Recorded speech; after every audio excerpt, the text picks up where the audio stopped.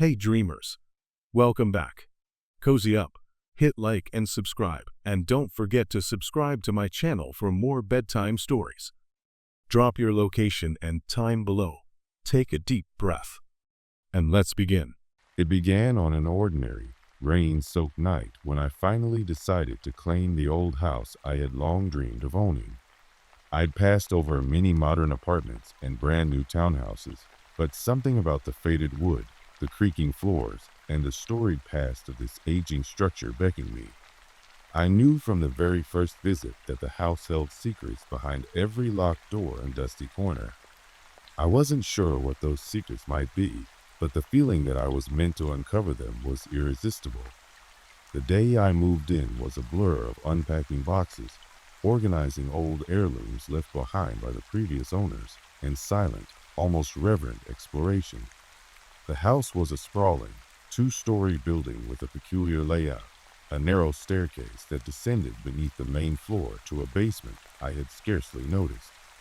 I asked the realtor about it, and he merely shrugged, saying, "It's been empty as long as anyone can remember." I never thought much about it at the time. That first night, after I had set up a modest dinner at my reclaimed dining table and settled in with a book and a cup of lukewarm tea, I began to hear a sound that made me freeze in my armchair. It was faint at first, a soft, persistent creak that seemed to echo from below. I told myself it was just the old house settling in the cool night air. The rain pattered against the window, and all seemed calm. Yet, as the hours of darkness deepened, the sound grew unmistakably deliberate, a slow, measured thump, as if heavy footsteps were pacing down the hallway of the basement. At 2:13 a.m., I was finally roused from a restless sleep by the unmistakable groan of the house. I lay there in the silence for what seemed like an eternity before bolting upright. My heart pounded as I strained to listen. That sound, an uneven, shuffling noise, seemed to be coming from the floor below. I remembered the narrow staircase tucked away in a dark corner of the living room, its entrance partly hidden by a threadbare rug. Though I had ignored it at move-in, I now realized that the basement must hold more than just storage. Perhaps it was where the history of this house was kept hidden, locked away from prying eyes. I rose, heart in my throat, and made my way over to the stairs. Every step creaked and moaned beneath my weight, each sound amplifying the lurking dread that I couldn't dispel. With the beam of my phone's flashlight trembling in my hand, I descended into the darkness. The air was cold and musty, thick with the scent of damp earth and something else, something ancient and inexplicable. The narrow staircase led me downward in a slow spiral until I finally reached the basement door. Before I could push it open, I hesitated, swallowed hard, and listened. There it was again, the sound of footsteps, irregular and heavy, echoing like the measured pacing of an unseen presence. I pressed my ear against the cold, warped wood of the door, my skin prickling as I strained to catch even the faintest detail. There was silence on the other side now, yet I knew better than to trust that silence. Summoning every ounce of courage, I turned the rusty knob and slowly eased the door open.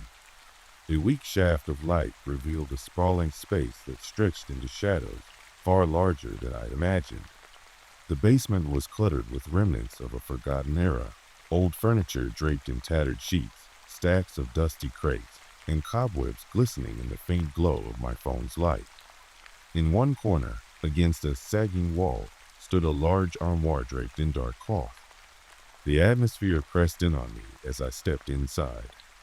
Every breath felt labored, as though I were inhaling the very grief and regret that had seeped into these walls over countless years.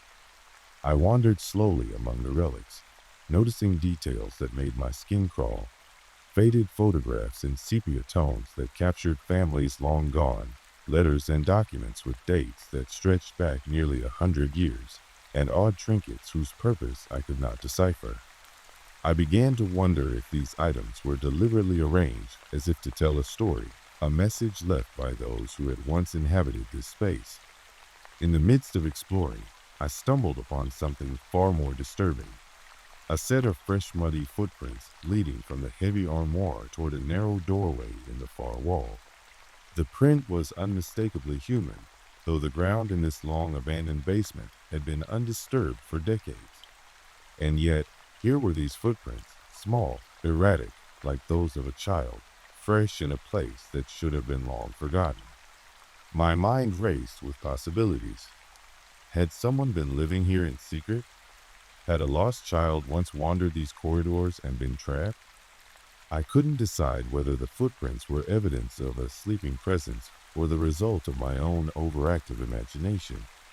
Despite my horror, I felt an irresistible urge to follow the trail. With cautious steps, I advanced deeper into the basement, following the trail as it curved around old workbenches and piles of discarded newspapers. Every so often, I would stop, heart pounding, to listen for any sound that might confirm my worst fears. The passageway led me to a narrow hall lined with ancient, cracked stone walls. A few rusted light fixtures hung precariously above, casting weak, uneven illumination across a series of closed, wooden doors. The footprints stopped abruptly at one of the doors, a heavy door with peeling paint and a large, ornate knocker molded in the shape of a snarling beast. I pushed my fingers against the door, feeling the chill of the surface. For a moment, I considered retreating, wondering if I'd inadvertently disturbed something I was never meant to uncover. But something deep inside, perhaps a mixture of morbid curiosity and an inexplicable sense of duty, forced me to continue.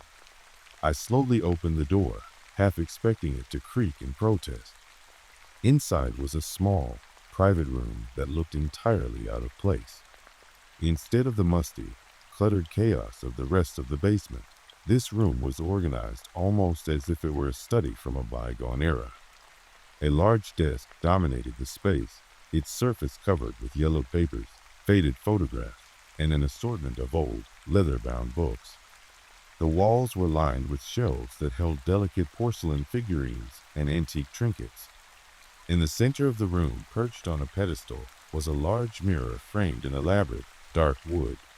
For a moment, its presence startled me. Why would this mirror, so pristine compared to the decay around it, be preserved in this secret chamber? As I stepped inside, the door closed behind me with a definitive click, echoing like a final sentence in an old, tragic story. My eyes were immediately drawn to the desk. A journal lay open, its pages scrawled in a hurried, almost frantic hand. I approached slowly and began to read. The journal detailed the recollections of someone who had lived in the house long ago, a person whose words bled with sorrow and regret. The entry spoke of a terrible family secret, of a daughter taken too soon, of a promise broken by the cruelty of fate. The author wrote of a hidden room where she had concealed evidence of the tragedy, and of a mirror that was said to hold the soul of the lost child. I felt a chill that wasn't entirely due to the cold. The entries mentioned the child's name, Lillian, and described how, in the later years, the mirror would sometimes show a faint image of her sorrowful face when the author's anguish became too great to bear. At that moment, I understood that I had stumbled upon the basement's secret, a hidden chapter of the house history that had been deliberately locked away, waiting for someone to uncover the truth. The footprints, the secret passageways, and even the locked door, all of it made sense now. The author of the journal had been a desperate soul, trying to preserve the memory of her only child, Lillian, whose life had been snuffed out by a series of misfortunes and unspoken family rivalries.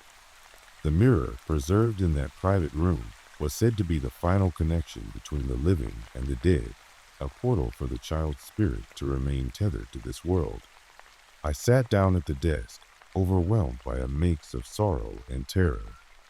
My own heart ached as I read about a life filled with loss and guilt, the desperate longing of a mother to see her child one last time. Every word in the journal carried an emotional weight that made the air in the secret study feel nearly unbearable. I could almost hear the muffled cries of a broken family echoing softly through the silence. Outside the room, footsteps began to stir once again, this time gentler, as if in cautious warning rather than threat. The sound was deliberate, measured, and filled with a strange sort of sorrow. Unable to resist the pull of the unknown, I rose from the desk and moved toward the mirror. Its surface was flawless and dark, reflecting not just my own terrified face, but also a superimposed image that chilled me to the bone. For just an instant, I saw a small figure, a little girl in a pale dress with tear-stained cheeks, standing behind me. I spun around, heart in my throat, but the room was empty save for the heavy silence and the ghost of grief that permeated every corner. I turned back to the mirror, only to see the figure again. The girl's eyes met mine with a desperate pleading, as though trying to communicate a message that transcended the barrier between the living and the dead. It was in that moment that I began to suspect that the footprints I had followed were not made by someone still alive, but rather by a spectral remnant, a child whose small feet had once padded innocently across these floors. Perhaps Lillian's spirit had roamed these corridors searching for the love and recognition that had been denied to her in life. The journal's final entry had ended abruptly, the ink nearly smeared by tears. If anyone finds this, know that I have lost everything. Lillian, my darling, I cannot keep you hidden forever. I beg you to be remembered. That plea reverberated in my mind as I stared into the mirror. For hours, I sat in that secret study, the storm outside intensifying as if echoing the tumult within me. I resolved then that I could not let this tragic story fade into oblivion. I gathered the journal, a few of the fragile photographs, and copies of the old newspaper clippings I had found scattered in the basement. With shaking hands, I documented every detail, determined to piece together the full truth of what had transpired in this accursed house. I made several trips between the secret study and the main areas of the basement, searching for additional clues, hidden compartments in the walls, engraved initials on ancient beams, faded handprints on long-forgotten artifacts. Each discovery pulled me deeper into the sorrowful tale of Lillian and the mother who had tried in vain to preserve her memory. The basement itself seemed to transform during my investigation. Shadows lengthened and shifted in a way that suggested the lingering presence of old sorrows. It was as if the very walls exhaled memories of heartbreak and remorse, and the ambient noises, dripping water, creaking floors, the soft hum of a long-dead air conditioner, blended with whispers of the past. I found myself speaking aloud, asking questions into the darkness, hoping that somewhere amid the echoes I would hear the answer. Lillian, can you hear me? I'd call softly, and sometimes for a heartbeat, I felt that the air vibrated with a response, a faint, indistinct murmur that might have been a sigh or perhaps a plea. Weeks merged into one another as I dedicated myself to unraveling the basement's secret. Each night, after ensuring the house was locked tight, I would descend into that labyrinth of sorrow with my camera and notebook, retracing the footsteps etched into the dust. I began to record the eerie sounds and capture images that defied conventional explanation. Flickering lights in abandoned corners, a child's laughter echoing faintly, though no living soul should be present, even moments when the mirror in the secret study reflected not my own face, but that of a small, weeping child. Sometimes I would find new sets of muddy footprints leading away from the study into even darker recesses that I had never seen before. I followed those trails with a mix of dread and determination, too afraid to look back yet compelled to uncover every hidden part of the tragic tapestry that clung to this house. One particularly stormy night, as the wind howled like a chorus of lost souls and the rain drummed relentlessly on the roof, I uncovered a final piece of evidence. In a cramped, neglected storage room off the main basement corridor, I discovered a trunk partially hidden beneath a faded tarpaulin. Inside lay a collection of personal belongings, a small, worn teddy bear, a lock of hair sealed in a faded envelope, and a delicate silver locket engraved with the initials R. My hands trembled as I opened the locket, and inside was a tiny, sepia-toned photograph of a little girl whose sad eyes looked eerily like the apparition I had seen. This confirmation shattered any remaining hope that the haunting was but my imagination. I was in the grip of something far more real than I could have ever believed, a curse of memory and mourning that had persisted in the silence of these walls. I spent the following days compiling every scrap of documentation, every photograph, every handwritten note. I reached out to local historians and scoured old records to understand the tragic fate of Lillian and her family. I learned that the house had once belonged to a prominent family whose reputation was marred by scandal and loss. Lillian, it turned out, had been a bright, gentle child caught in the crossfire of family secrets and a bitter feud that led to a series of misfortunes culminating in a mysterious fire. The tragedy was hushed up, the memories deliberately obscured by those who wished to forget. And now, her spirit, along with that of her grieving mother, seemed to haunt the basement, the last bastion of their shattered past. With time, I began to feel that my role in this unfolding drama was not that of a mere intruder, but of a reluctant chronicler, a person entrusted with the responsibility to remember and bear witness. I created an extensive archive, digitizing photographs, transcribing every journal entry, and even publishing fragments of the story on local forums, urging anyone who might have even the faintest recollection of Lillian to come forward. The response was both heart-wrenching and bizarre. Some recounted long-forgotten family stories. Others whispered that they'd heard similar sounds in their own homes. I became a repository for the collective grief of a past generation desperate to be seen. Yet even as I documented her tragic history, the supernatural events in the basement grew more insistent. At night, I would lie awake, my eyes fixed on the dark ceiling, listening to the rhythmic thumping of footsteps and distant voices. There were moments when I could feel a cold hand brush against mine as I walked past the closed storage rooms, or when a child's giggle echoed softly, only to vanish like a mirage. The presence in the basement was not malevolent. There was a deep, overwhelming sadness in its echoes, but it was insistent, a constant reminder of a wound that had never healed. One evening, after an exhausting day of investigation and record-keeping, I returned to the secret study to find it transformed. The mirror, which had previously held only fleeting images of a weeping child, now burned with a steady, ghostly light.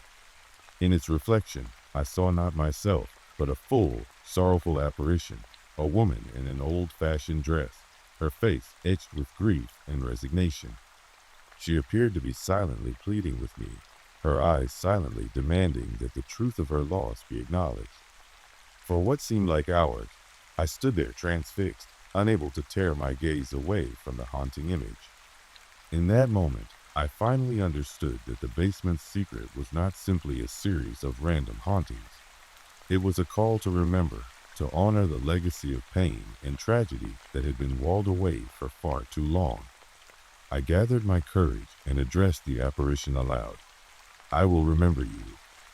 I promise I will not let your story fade into oblivion. Whether it was my words or the raw emotion behind them, the air in the room seemed to vibrate with a bittersweet relief. The apparition slowly faded, leaving behind only the soft glow of the mirror and the quiet thud of my own heartbeat.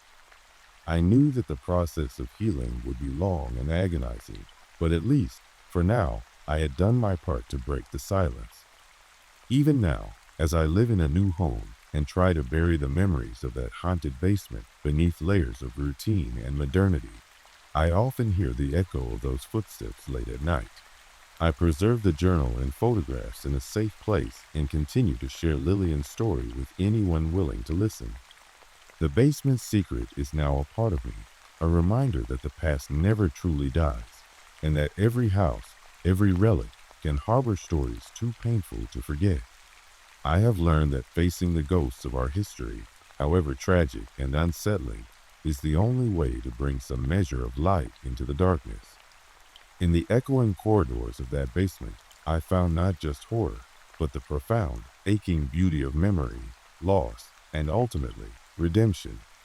And so, whenever I hear a stray noise or catch a glimpse of a shadow in a quiet room, I pause, remember, and honor those who came before me, lest their secrets be lost in the silence forever.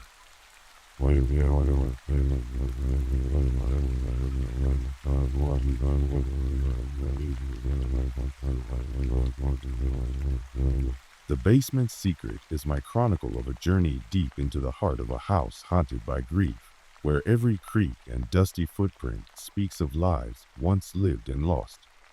In uncovering its hidden sorrow, I found the courage to confront my own isolation and the importance of remembering the past.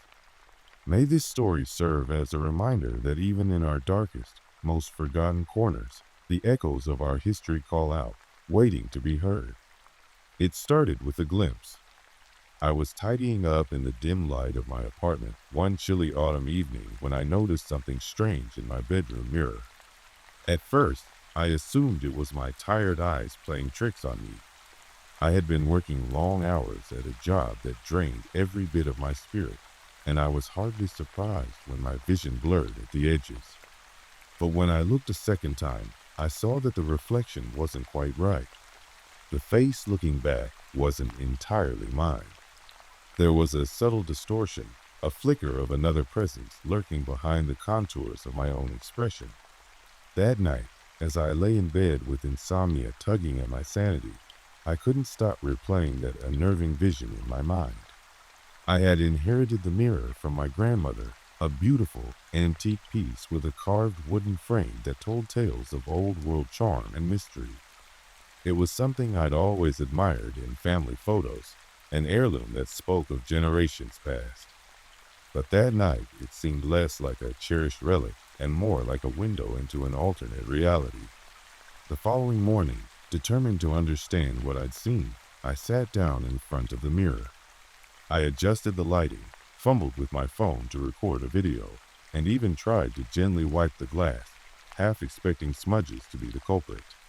Yet nothing changed. My reflection appeared perfectly normal for a few seconds. Then, when I paused, I caught a fleeting image of a pale, gaunt face hovering just over my shoulder in the reflection, its eyes dark and sorrowful. I whipped around immediately, heart pounding, yet the room was empty. I told myself it must have been a trick of the light, the result of exhaustion. Still, I couldn't shake the feeling that the mirror held secrets I was not meant to see. Over the next few nights, the odd occurrences escalated.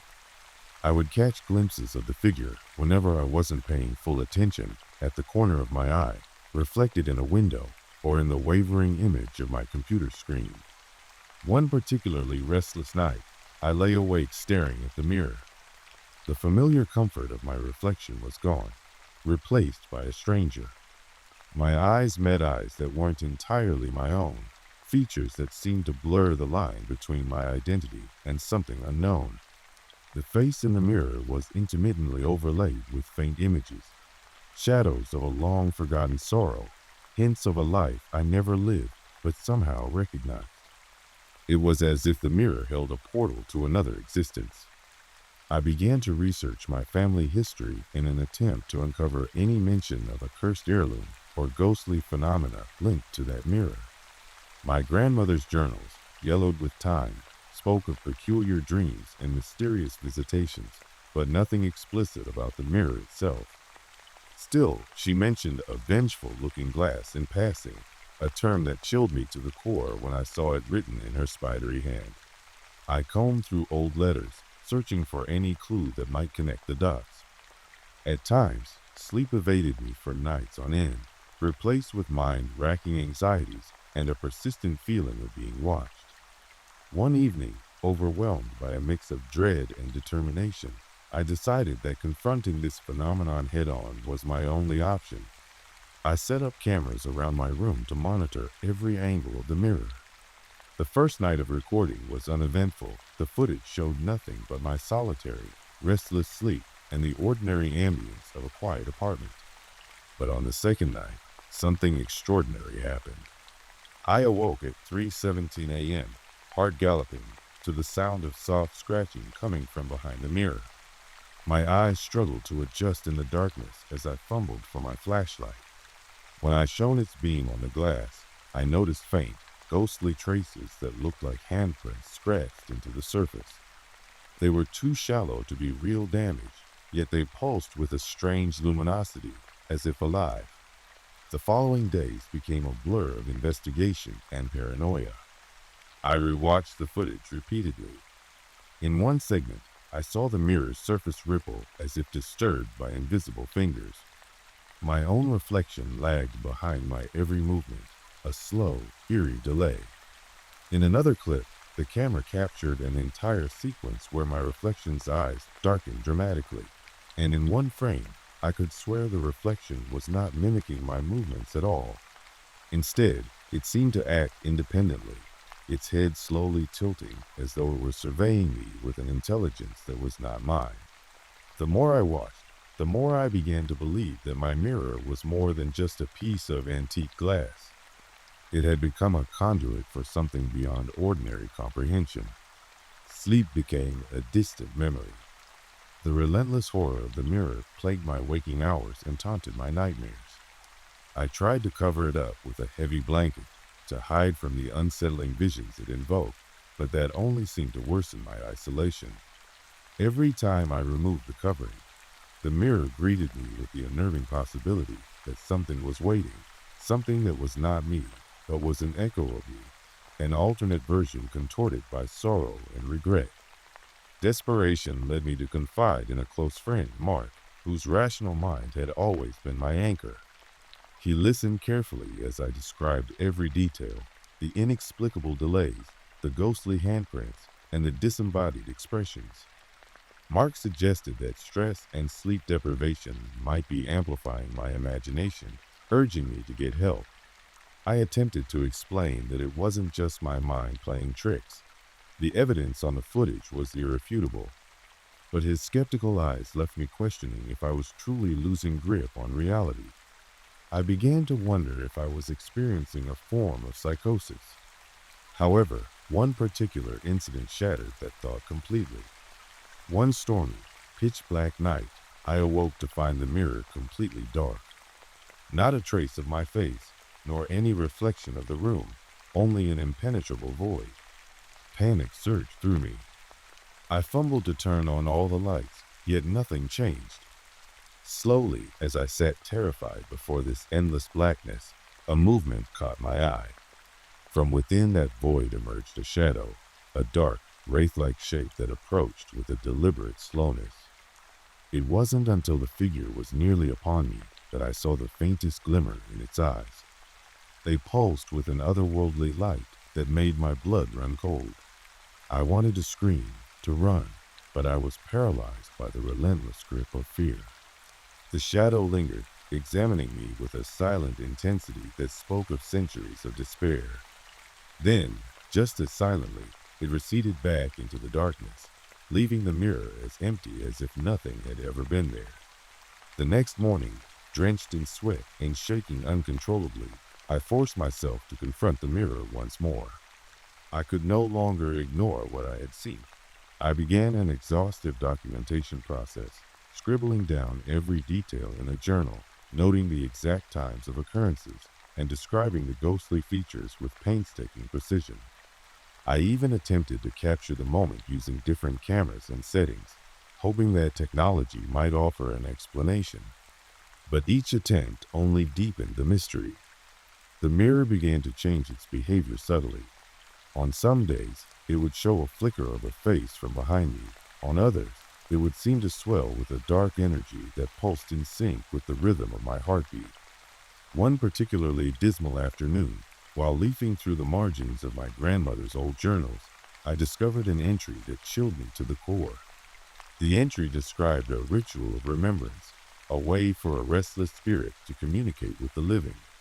It mentioned that if a family heirloom, especially a mirror, did not reflect one's true self, it was because it was absorbing the soul of someone who was lost and yet still tethered to that world. According to the diary, the mirror would gradually reveal the image of the departed if the current occupant paid close attention. I felt as though each word was addressed to me, a warning or perhaps an explanation. Had this mirror been cursed long before it came into my possession? Was it possible that by merely gazing upon it, I was inadvertently inviting a lost soul into my life? The thought both fascinated and terrified me, Driven by a morbid curiosity and a desperate need for answers, I began to experiment. I stood before the mirror day after day, trying various rituals I found in the margins of old occult books, lighting candles in a circle around it, reciting spoken affirmations of remembrance, and even leaving objects that belonged to my family as offerings. In the quiet moments after these rituals, I sometimes caught fleeting glances of a face that wasn't mine, a young woman with sorrowful eyes and a faint smile of resignation. Her presence was neither malevolent nor protective. It was as though she existed solely to be acknowledged, to be remembered. As the weeks turned into a blur of sleepless nights and feverish investigations, I found myself becoming increasingly detached from who I had once been. My reflection, or rather the lack of it, became a daily torment. I would stand for hours in front of the mirror, watching as the comforting image of my own face wavered, replaced over and over with that mysterious, spectral visage. There were moments of eerie clarity when I almost believed the mirror was trying to tell me its story, a tale of loss, betrayal, and an unfulfilled promise that stretched back generations. I began to piece together fragments of a tragedy. A young woman named Isabella, whose life had been cut tragically short in a fire that consumed an old estate, leaving behind only whispers and scraps of her spirit trapped within the mirror. One night, emboldened by a sudden surge of determination, I addressed the mirror directly. "Who are you?" I demanded in a trembling voice. The silence that followed was heavy, laden with innumerable unspoken words. Then, in a voice that was not my own, but resonated as if from deep within a forgotten grave, the mirror replied, "I am she you lost.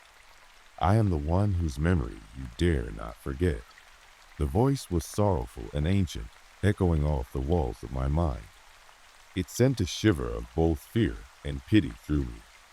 I felt tears streaming down my cheeks as I whispered back, "I will remember. I promise I will never forget." From that moment, the mirror's behavior changed ever so slightly. While it continued to play tricks on my mind in the dead of night, the spectral images became less erratic. There was a quiet rhythm to them now, a mournful cadence that spoke of deep, unending regret rather than pure malice. I began to understand that the mirror was not a monster to be vanquished. It was a relic filled with memories, a conduit for a lost soul desperate for acknowledgement. In its silent, reflective depths lay the ghost of a life abruptly ended, waiting for someone to listen, to remember, and perhaps to set it free. I dedicated myself to uncovering Isabella's story.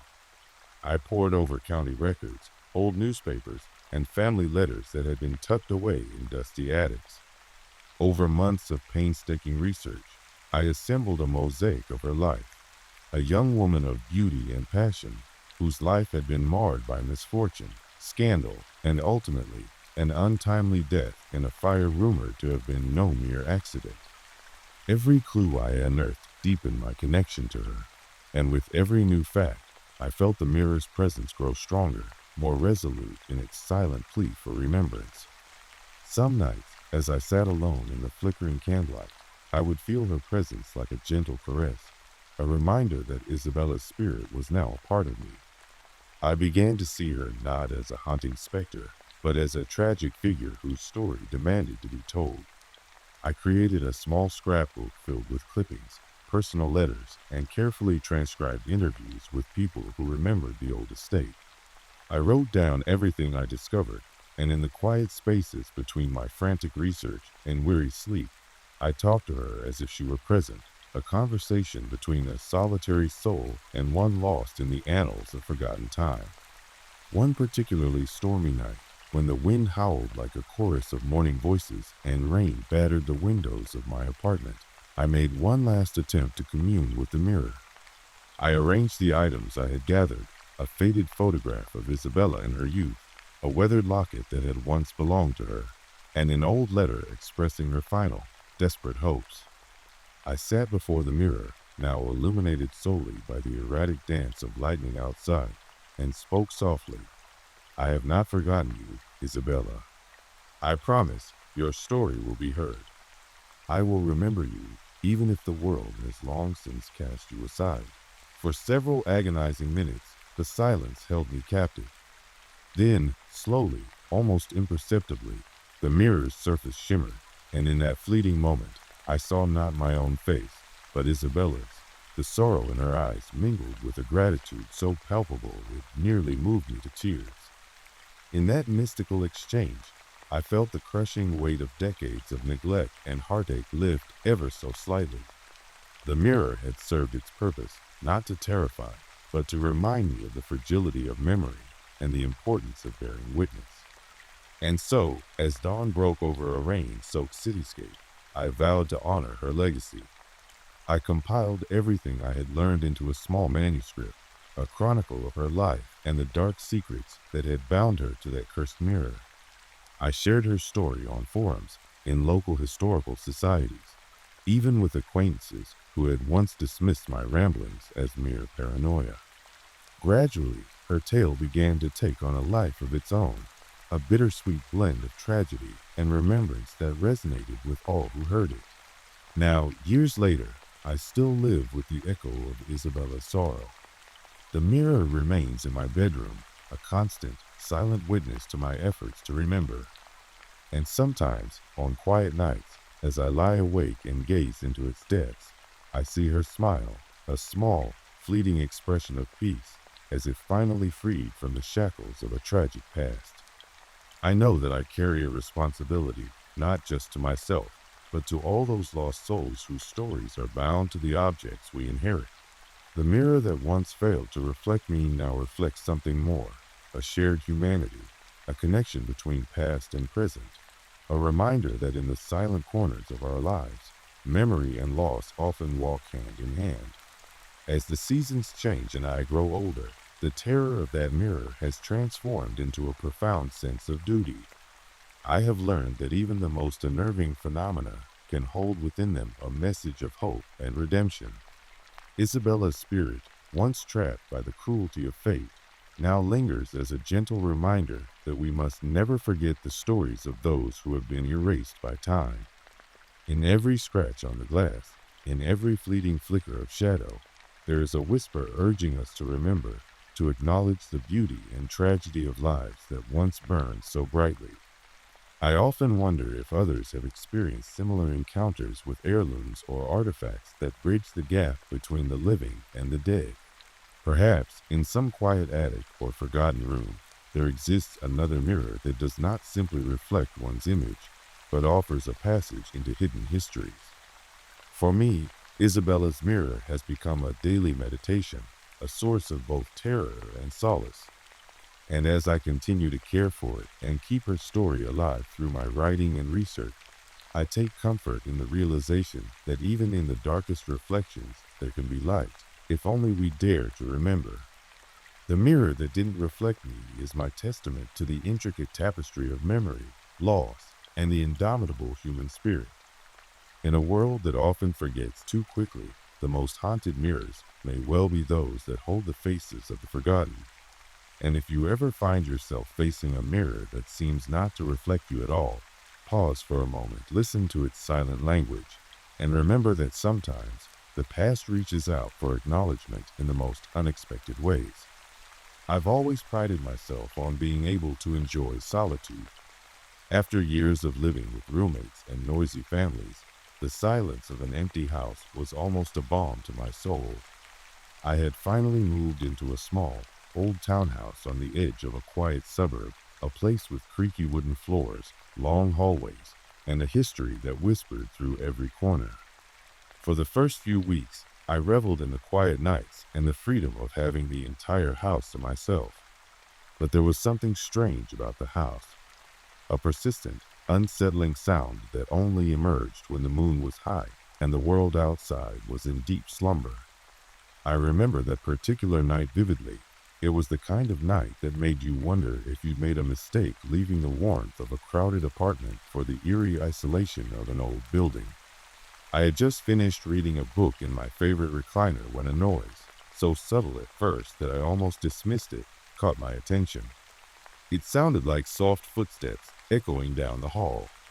At first, I tried to rationalize it. Perhaps the house was settling, or maybe the wind had pushed a loose shutter. But as the sound continued, slow, deliberate, and impossibly measured, I couldn't ignore it. I sat motionless, straining to hear any further detail. The sound came again, a gentle, rhythmic thud, followed by another, then the faintest whisper of a creak. I pressed my hand against my chest as a cold dread began to coil in my gut. I recalled the countless nights of silence that had made this house my sanctuary, and now it was as if the quiet had been invaded by a presence I couldn't quite name.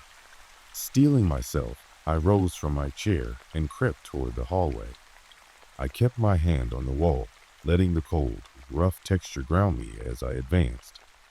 Each step was an act of will, a defiance of the growing terror that screamed at me to run. The hallway stretched long and narrow before me, lined with faded wallpaper and pictures of people I'd never met, the previous occupants whose lives were interred in this aged space. With each measured step I took, the sound of the footsteps grew a little louder, as if echoing my own anxiety. As I reached the middle of the hall, I paused. The soft footsteps had halted right outside a closed door at the far end, a door I hadn't paid much attention to since moving in.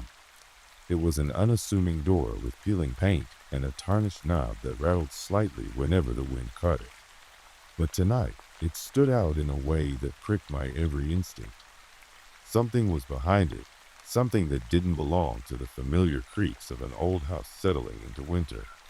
I blinked, wondering if my eyes were deceiving me in the dark. The house was supposed to be empty, and yet, the sound, those footsteps, had a deliberate rhythm that no natural creak could imitate.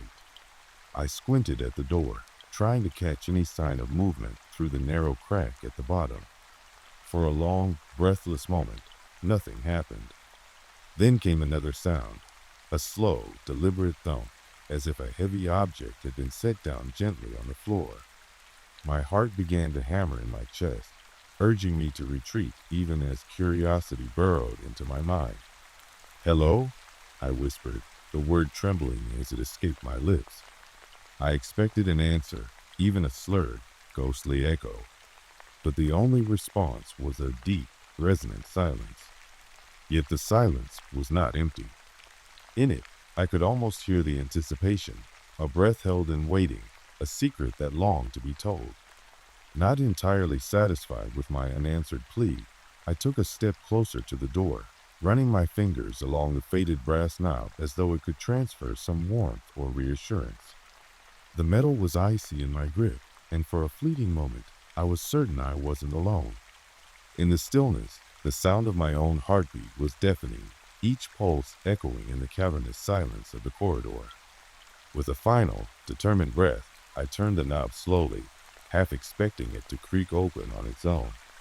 The door swung open with a long, mournful groan that sent shivers down my spine. Beyond was a narrow passageway that I had never noticed before, one that branched off from the main corridor and led into a part of the house shrouded in perpetual dusk. A thread of moonlight spilled in from a distant window at the end of the passage, illuminating only the edges of the room. I hesitated at its threshold, wondering if it would be better to ignore the summons altogether, but something compelled me forward. It was as if the footsteps had been guiding me here all along. I stepped into the passage, and the door closed silently behind me. In the low light, I realized that the walls here were different from those in the main corridor. They were adorned with old wallpaper and patterns that seemed strangely familiar, patterns I had seen in an old family album, perhaps belonging to one of the many lives this house had sheltered. Dust danced in the air, illuminated by the weak light, and every step stirred up memories of long-forgotten secrets. As I advanced slowly, my eyes caught the slightest movement at the edge of the light, a shadow, perhaps, that darted behind a rickety wooden door. My pulse quickened, and I pressed myself against the wall, heart pounding so fiercely I was sure it might burst. I strained to listen for any indication of another presence. Instead, I heard only the soft echo of my own breath and the residual patter of footsteps that had led me this far. I crept forward until I reached a small room at the end of the passage. The door, slightly ajar, beckoned me to peer inside. I pushed it open with trembling fingers, and what I saw made me freeze in place. The room was a forgotten relic, a narrow, cramped space that resembled a storage area or maybe a forgotten study. In the center stood an old wooden chair, its upholstery torn and faded. Scattered around, there were dusty books, faded photographs in ornate frames, and peculiar trinkets whose origins I couldn't decipher. But what caught my attention was a set of fresh footprints on the otherwise thick layer of dust. They were small, almost childlike, but unmistakably human. The footprints started at the door and led toward the far corner of the room, vanishing as if swallowed by shadows. My mind raced with questions. Who had left these footprints? Was it possible that someone else had been here this very night? I had been so careful, locking doors, checking the windows, ensuring that I was alone in this house. And yet, here were these undeniable marks of another presence. I crouched down, tracing the footprints with the tip of my finger. They were fresh, as if the person had been here only minutes ago. A chill spread through me, and I realized that I might not be the sole custodian of this house's secrets after all. I rose slowly, a mixture of dread and determination coursing through me. I could no longer ignore the sounds I had heard for weeks, the footsteps echoing in the hall, the mysterious thuds, and now the traces of someone unseen. Every whisper of sound in this corridor, every faint movement of the shadows seemed to coalesce into a single, haunting truth. I was not alone. I gathered my courage and decided to follow the trail of footprints. At first, the path was clear. They led directly from the small room back into the corridor, toward an area of the house I rarely visited. A narrow hallway that connected the living spaces to a series of closed rooms at the rear. The hallway was even more oppressive than the rest of the house, its walls marked with the remnants of old, scorched wallpaper and the persistent odor of decay that no open window could dispel. The footprints continued, this time appearing more erratic, almost frantic, as if the person had been running, desperate to escape or perhaps to hide from something. As I advanced down the hall, my mind began to conjure up images of horror movies I'd watched in my youth, images of children fleeing unseen terrors in abandoned houses, of spectral figures chasing after the living through dim corridors. The sound of the footsteps was growing louder here, clearer even, and I could swear I heard faint panting mixed in with them. My instinct screamed at me to turn back, yet an inexplicable curiosity bound my feet to the floor. I passed closed doors whose numbers I didn't remember from a standard house layout. Some were oddly labeled with faded symbols rather than numbers. The further I walked, the more I felt the oppressive weight of the house history pressing in on me. It was as though the walls themselves were imbued with the grief and terror of those who had once inhabited the spaces I now traversed. Then, as I reached the very end of the hallway, I noticed that the door at the far end was slightly ajar. A dim, flickering light spilled out from the gap, accompanied by the unmistakable sound of hurried footsteps, a staccato rhythm that made my skin crawl. I realized with a jolt that the footprints had led me directly here. With hands clenched in trepidation, I approached the door and peered inside. The room beyond was small, almost like a makeshift playroom, but with an atmosphere of profound neglect. In the center of the floor was an old, ornate rug that had once been vibrant with pattern, but was now faded and torn. Near the rug stood a low table cluttered with dusty toys, a porcelain doll with cracked eyes, a set of worn-out crayons, and a framed photograph of a little girl whose smile had long since faded into melancholy. The presence here was palpable.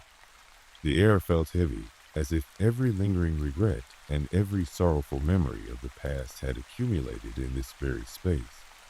I felt a pressure building in my chest. It was as if the house itself was holding its breath, waiting for me to unlock a secret that had been hidden for decades. In the far corner, I noticed a small, door-like recess built into the wall. It was nearly concealed by cobwebs and a tattered curtain, but I could see fresh scuff marks on its surface, evidence that someone had recently used it, perhaps in haste. Drawn by a mixture of terror and empathy, I moved closer. My footsteps were soft on the creaking wooden floor as I approached the recess. There was something disturbingly intimate about the marks here, as if someone had been hiding and then suddenly fled in a moment of sheer panic. I reached out and slowly pulled aside the curtain, its fabric soft and threadbare in my trembling hands.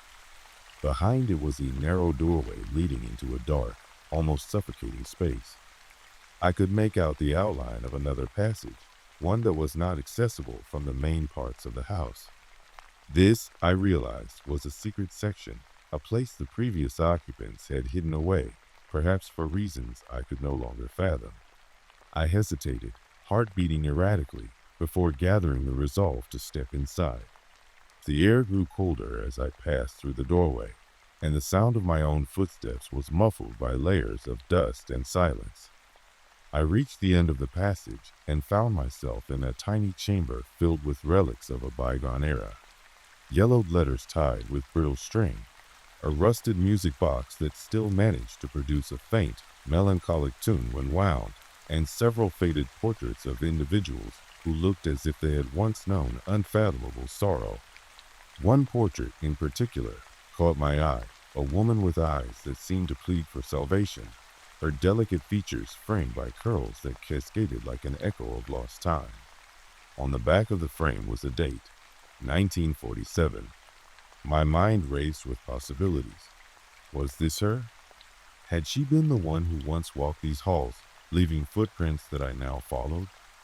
The intensity of the moment overwhelmed me, and I nearly collapsed under the weight of the unanswered questions and the haunting beauty of sorrow captured in faded paint. I sat down on a dusty, cold bench in the chamber and listened. The silence here was different. It was heavier, laden with unsaid words and broken promises. In the distance, I could faintly hear a soft murmur, like a voice reading a lullaby from another world. It wasn't a direct conversation, but a series of overlapping whispers, as if multiple souls were trying to share their stories all at once.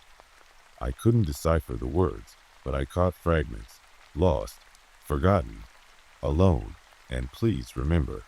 The realization struck me with a mix of horror and compassion. I was witnessing the echo of a profound, unspoken tragedy. The footsteps in the hall, the secret passageways, the hidden chamber, they all formed parts of a vast tapestry of sorrow and neglect. I began to understand that the house was not merely an empty shell, but rather a vessel containing the lingering presences of those who had suffered within its walls. Their traces were embedded in every scuff on the floor, every whisper of sound in the dark, every faded portrait left behind. I rose from the bench, determined to piece together this fragmented history. Clutching one of the yellowed letters in my hand, I tried to read the delicate, spidery handwriting. The letter spoke of heartbreak, of a promise to return that was never fulfilled. It hinted at secrets too dangerous to mention aloud. It mentioned a name repeatedly, Evelyn, and described a night full of regrets and unfinished farewells. I could barely make out the crumbling ink as I read, but the message was clear. Evelyn had been a soul lost in time, yearning for acknowledgement long after she had departed. The realization that I was not just being haunted, but was given a duty to remember those who had been forgotten settled over me like a mantle of bittersweet responsibility. The footsteps, that constant, deliberate cadence echoing in the halls of my home, were not meant to frighten me into isolation. They were a call to remember, a plea for resolution, and a testament to the power of memory. A sudden crash in the distance jolted me from my reverie. I startled and clutched the letter tightly to my chest, my eyes darting to the far end of the passage where darkness swallowed every detail. The sound was unmistakable, a heavy, echoing thud, as if something had been dropped or deliberately set in motion. I couldn't tell if it was a sign of danger or a clue to further unravel this mystery. Hesitantly, I moved toward the direction of the noise. As I stepped back into the narrow corridor, the old wooden floor groaned under my weight. Every step seemed punctuated by a new, disembodied sound, a shuffle of feet, the creak of old hinges, and even, at times, the subtle sigh of air moving through unseen cracks. I followed the path of these clues until I reached a long-forgotten part of the hallway that I hadn't explored before. There, the sound of footsteps was unmistakable, soft at first, then faster, almost hurried. They thumped along a worn-out carpet, echoing against walls decorated with peeling, ghostly wallpaper. I froze. The footsteps had become erratic, as if their owner was trying to escape or hide. In that moment, the silence of the house was shattered by a sudden, sharp cry, a sound that resonated not only in the halls but deep within me.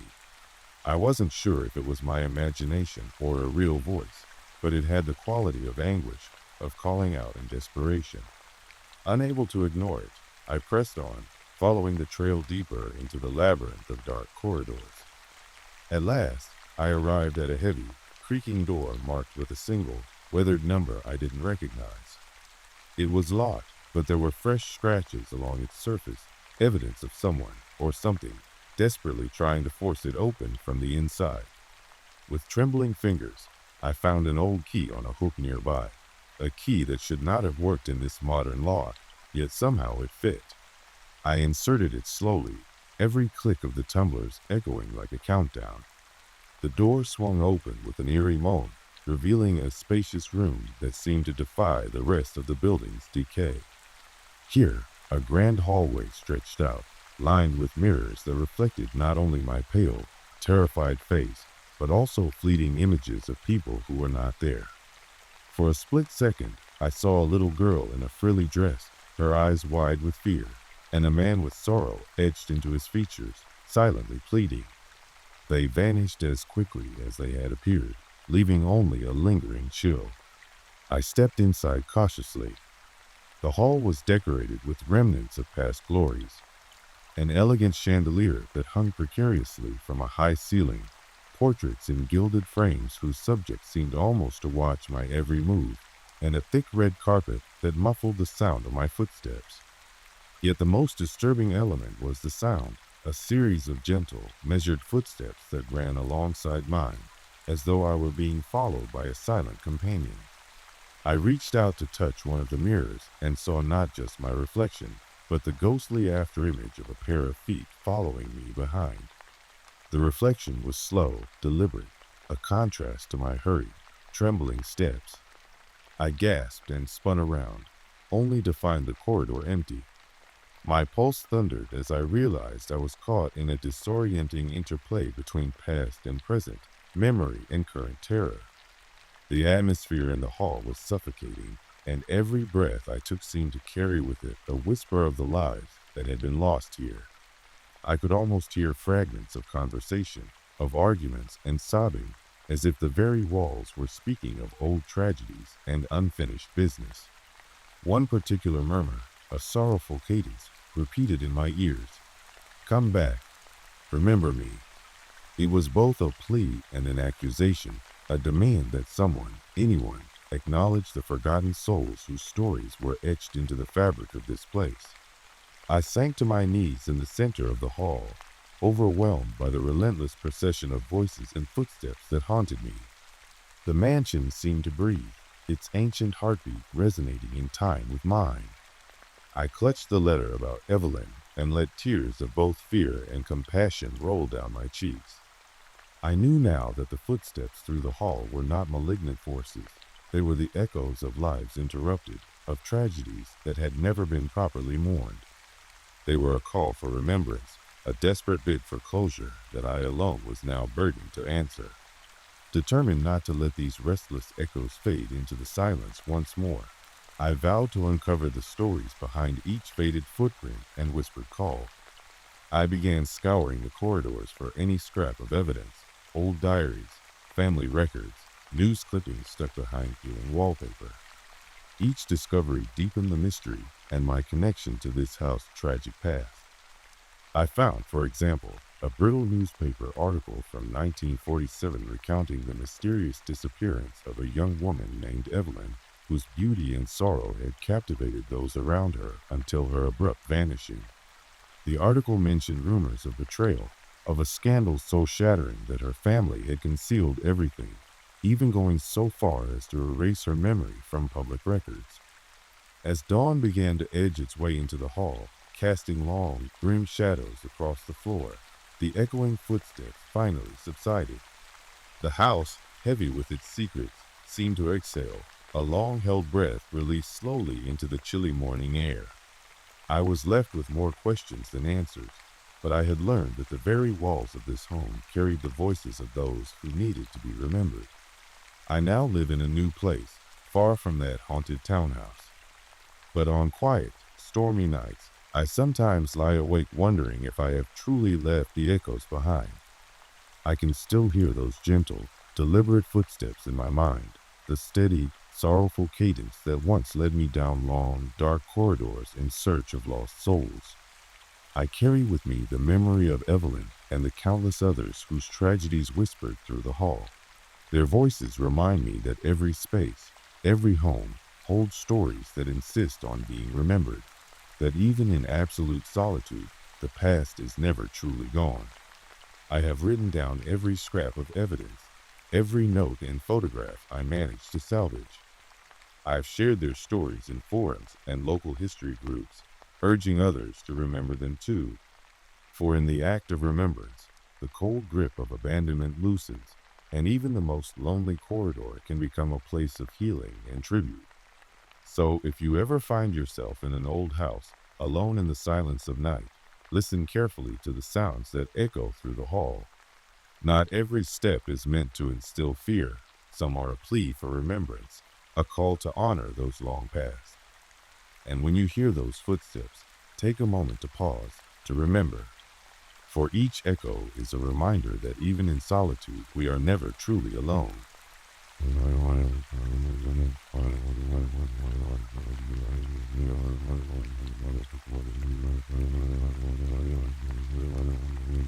Footsteps through the hall is my account of a night when the past reached out through the darkness, a reminder that every home, no matter how empty it might seem, is haunted by the echoes of lives once lived. I now know that the footsteps were not a threat, but a chorus of lost souls, each urging me, and perhaps you, to remember. I always believed that solitude, when properly embraced, could be a healing balm for the weary soul. After years spent in a bustling apartment filled with constant chatter and clanging traffic, I longed for a quiet retreat, a place where I could finally assemble my thoughts in peace. When I found the old Victorian house at the outskirts of town, its weathered facade and lush, overgrown garden whispered promises of isolation and introspection. The price was modest, almost suspiciously so, yet something in its melancholic charm beckoned me. I moved in with the naive hope that I was finally claiming a sanctuary from the relentless pace of modern life.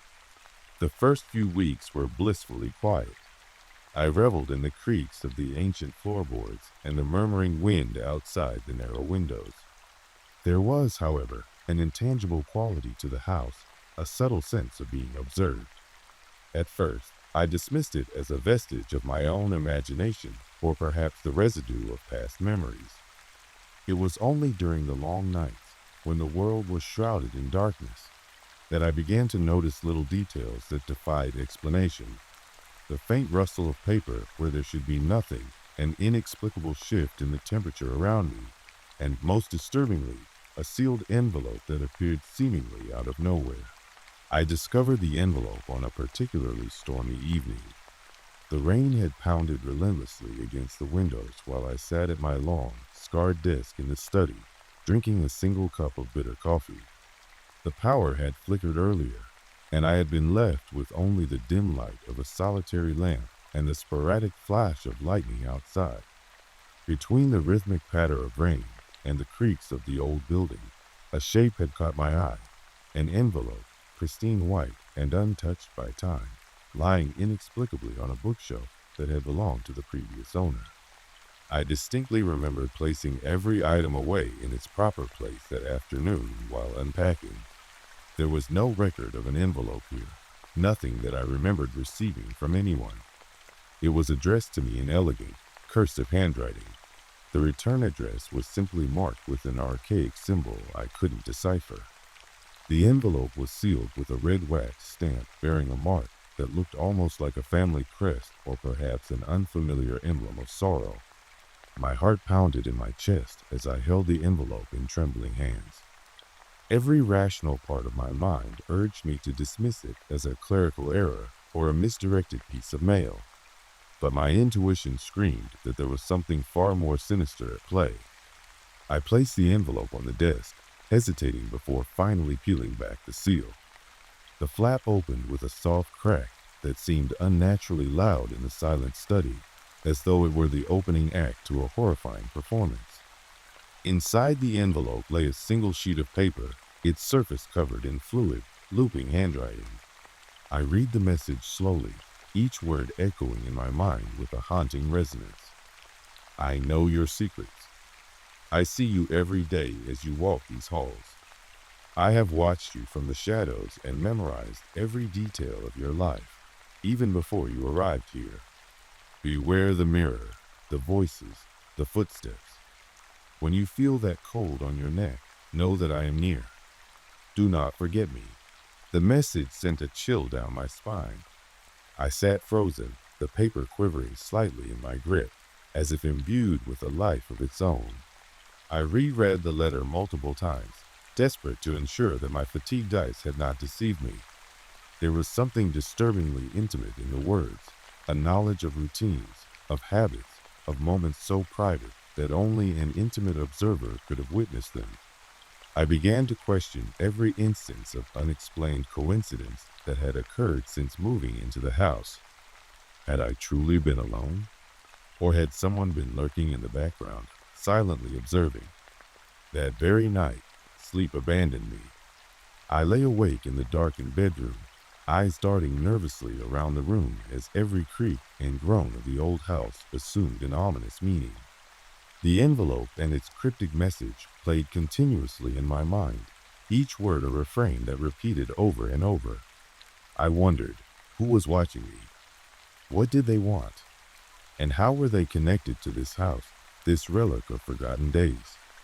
In the days that followed, I began to meticulously document every unusual occurrence. I set up a small notebook on my bedside table, jotting down every instance that defied mundane explanation. A shadow at the corner of my vision, the sound of soft footsteps in an empty corridor, a whispered phrase that I could not place. I even tried to trace the symbol on the envelope's wax seal by searching through old books and online archives, but nothing I found matched. It was an enigma, a key with no known lock, and it haunted every moment of my waking hours. One afternoon, determined to dispel my growing unease, I decided to retrace my movements from the day I had arrived. I meticulously reviewed every room, every corridor, seeking any sign that someone had been in my house before I did.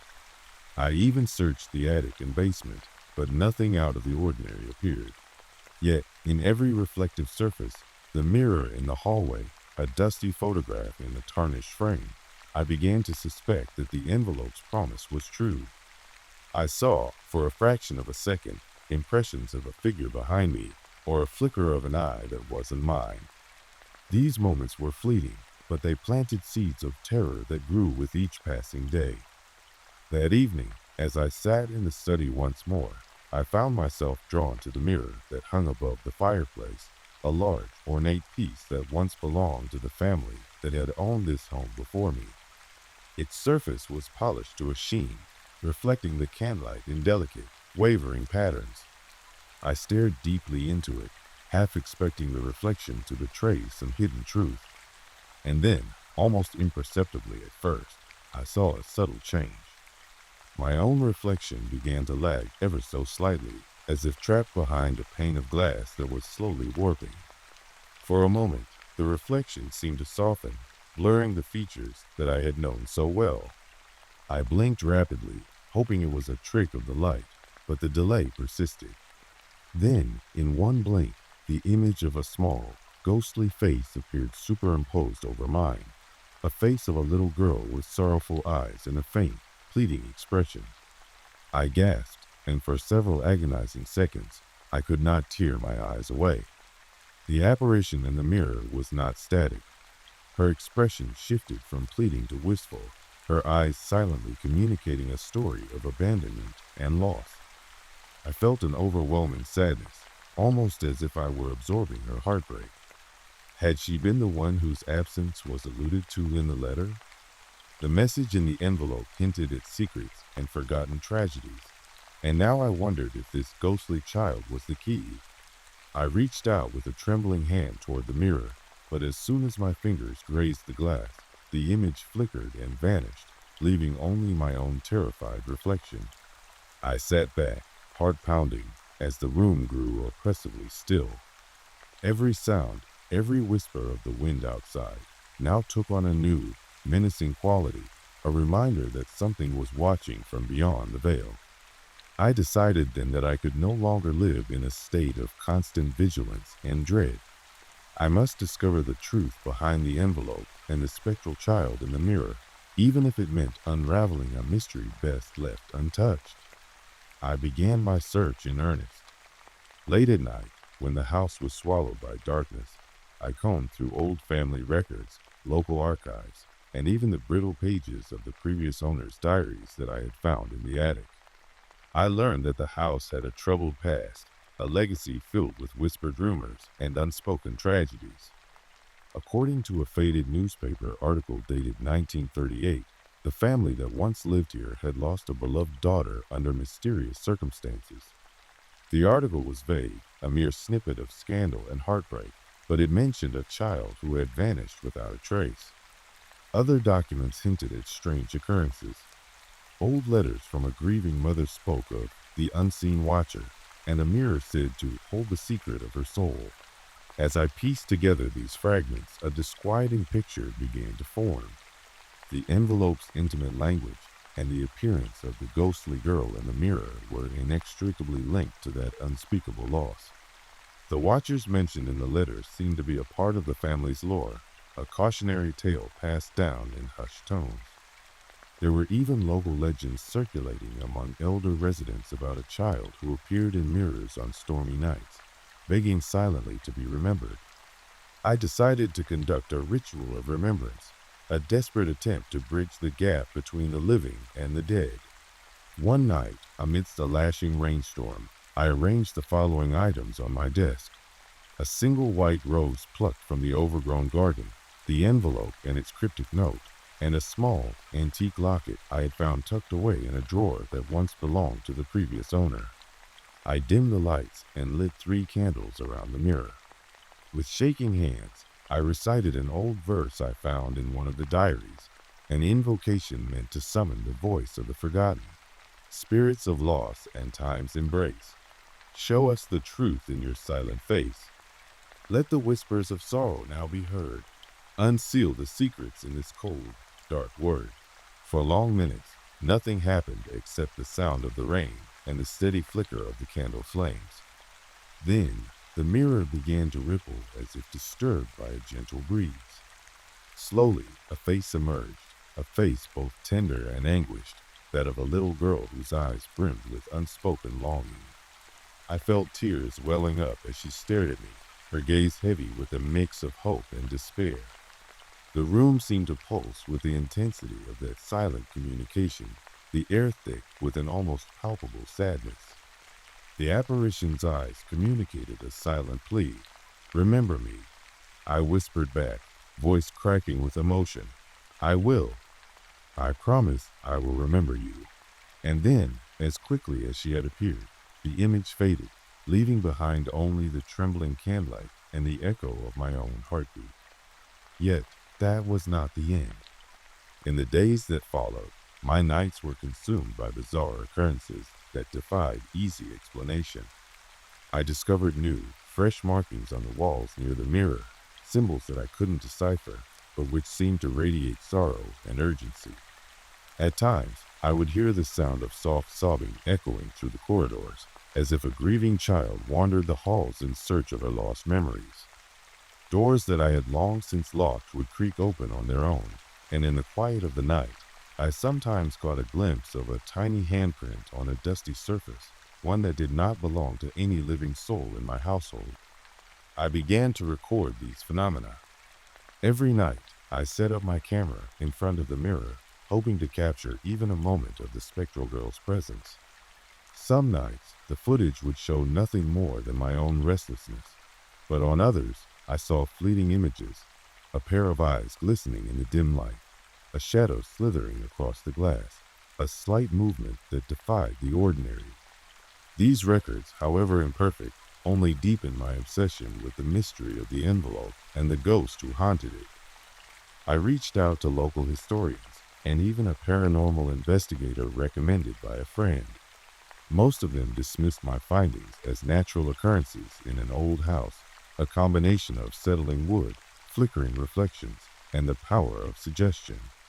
But the investigator, a wiry man with deep-set eyes named Mr. Aldridge, listened intently and examined the envelope and my notes with a seriousness that unsettled me further. "Sometimes," he said softly, "the past refuses to be buried. It finds a way to resurface, demanding recognition. Your envelope and this mirror, it's as if they're vessels for memories that were never allowed to die." His words echoed in my mind for weeks, fueling both my determination and my dread.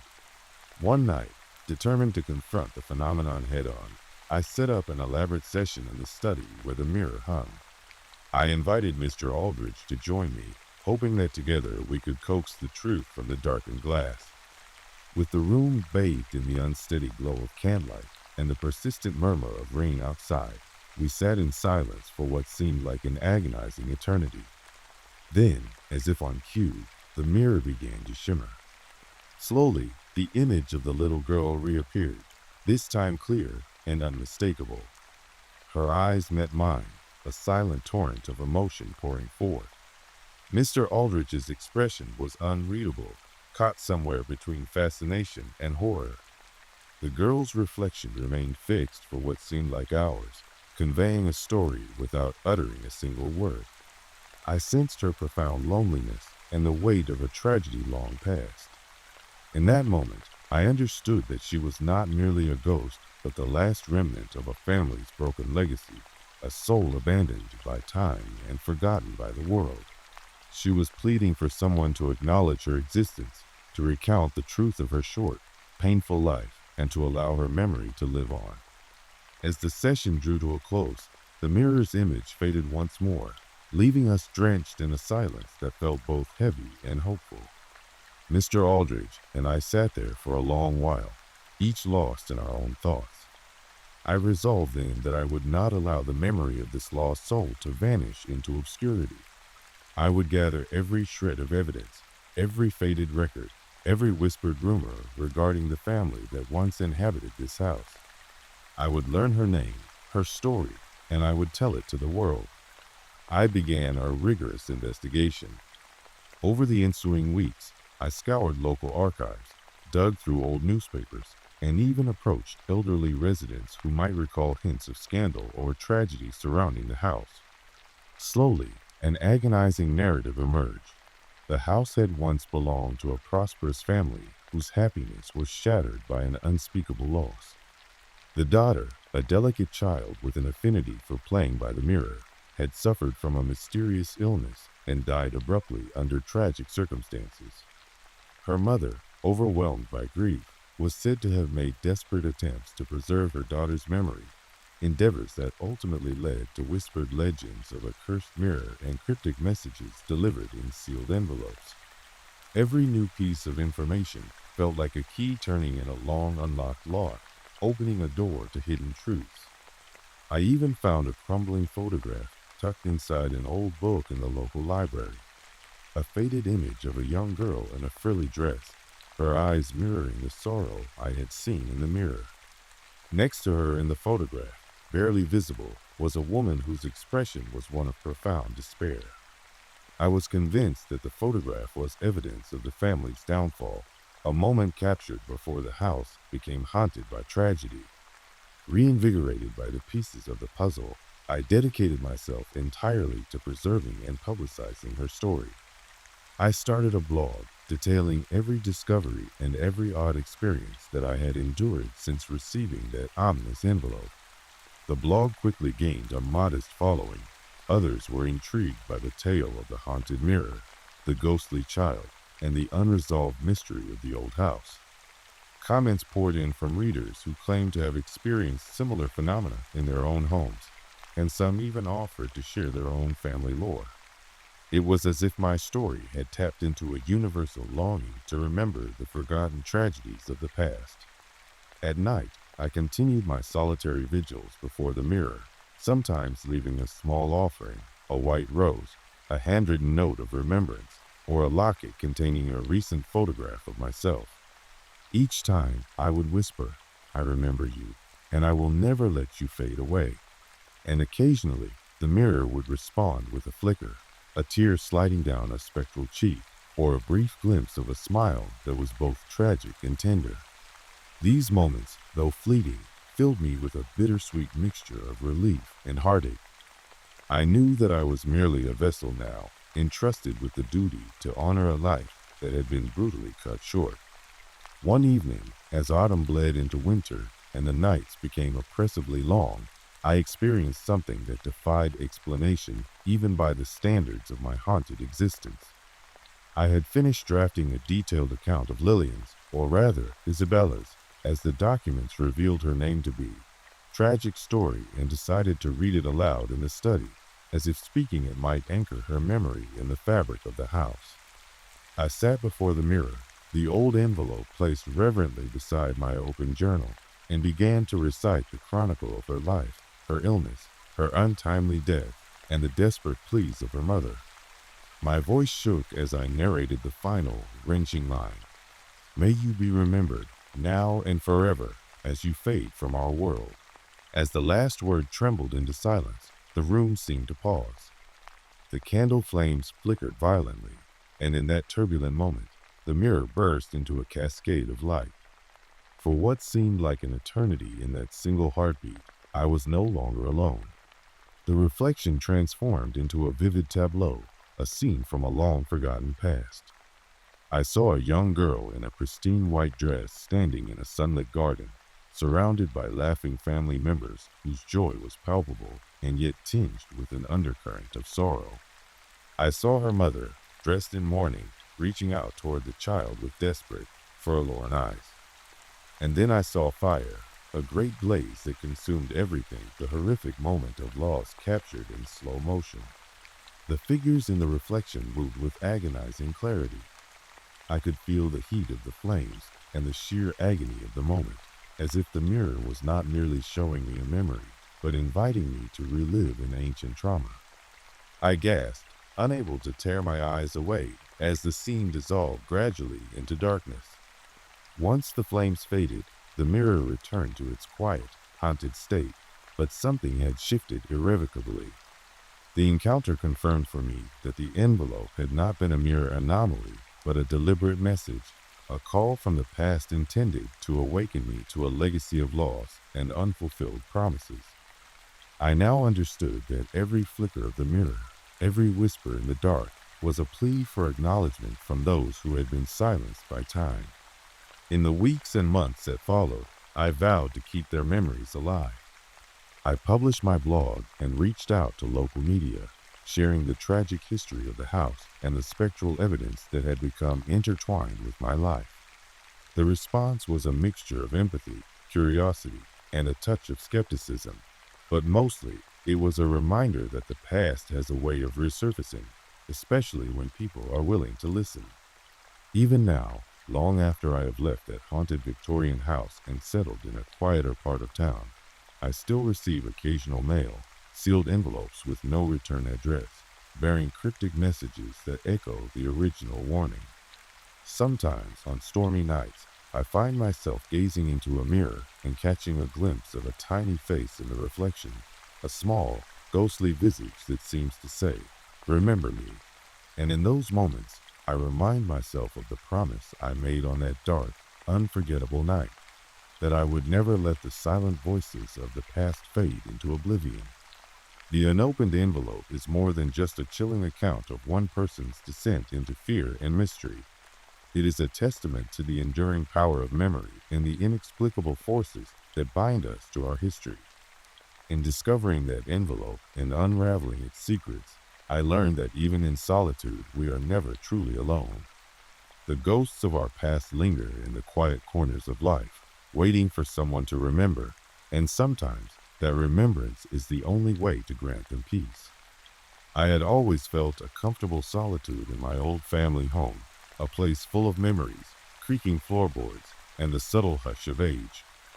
That late autumn evening, as I sat alone in the living room with only the soft glow of a single lamp to break the darkness, I began to wonder if the quiet was perhaps a little too quiet.